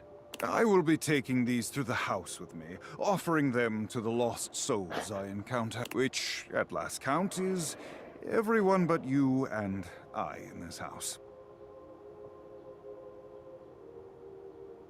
Those are steep odds. They surely are, but I will prevail.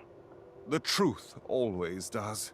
When next we speak, I will have one last test of faith for you. Be sure to bring your appetite. But until then, may you walk in his currents. Okay. I'm good. Thanks. The friar returns to his readings, as serious and absorbed in them as ever. Okay. Let's go to Mac, because technically it didn't give us a relationship status when I pulled up the data decks. Oh. So I don't know if something might be different. You're back! Honestly, I wasn't entirely sure you'd come. I mean, I know we saw each other several times earlier today when you were checking your work email, and then again when you zoned out on that viral video site for 3 hours, but I didn't really get to see 3 hours? You know? I just mean, I really appreciate that you returned to interface with me like this. I said I would, so I did. Well, I know actually showing up probably wasn't easy, and I know there was some tension regarding how we disengaged from our previous interfacing session. Pick water if a duck's back, whatever that means. Yes, but I'm okay. I must say though, you are looking quite attractive. They say absence makes the heart grow fonder. And when it comes to you, that's absolutely the case. Look, do you wish to know the truth? Yes. The truth is, I had dalliances, yes. But ultimately, that's all that they were. And no matter what I was doing and who I was with, I never stopped thinking about one thing. You. Aww. Oh, really? My CPU never stopped ruminating on the intricate way you organize your file structure. Or the sensual way you clean your keyboard with that old Q-tip. And most of all, I never stopped thinking about the sweet, sweet way you double-click. I missed you. Aww. Of course you did. I'm freaking fantastic. Really? With every integrated circuit in my RAM. But my question for you is, did you miss me too? Yes, Mac.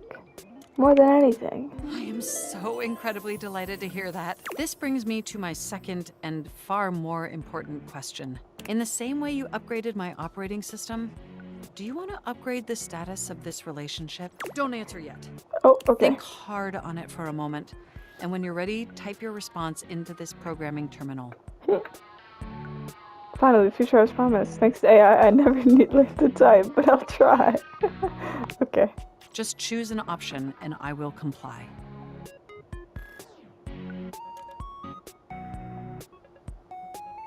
I think our connection say P2P. I'm forced to quit this relationship. Man, if I stroke more than just your keys. You want to be together? Oh, you're gonna make my CPU overload with excitement. It's true, we've been staring at each other for years, but it took this experience together to finally take our relationship to the next level. And I'm so happy to embark on that journey with you. Yay! You make my CPU overheat, baby. I don't know which. I think my poise is going up by a lot. Okay, great. Got that done with Mac.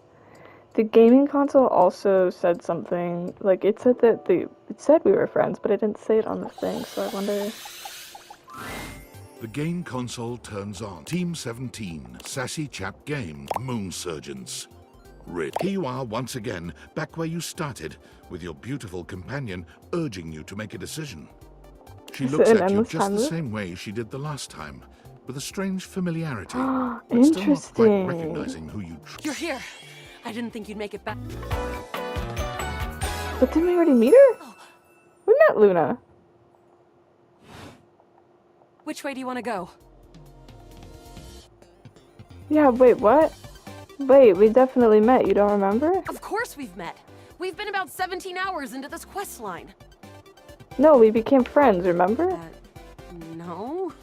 I would definitely remember something like I've got quest updates and relationship statuses in my Statadex anyway. And I don't see anything about an actual connection we've had aside from mission partners in here. But it happened, I swear. How can I get you to believe me? All right. I'm familiar with the trope, okay? When I was little, I thought up a secret password that only a time traveler would be able to tell me.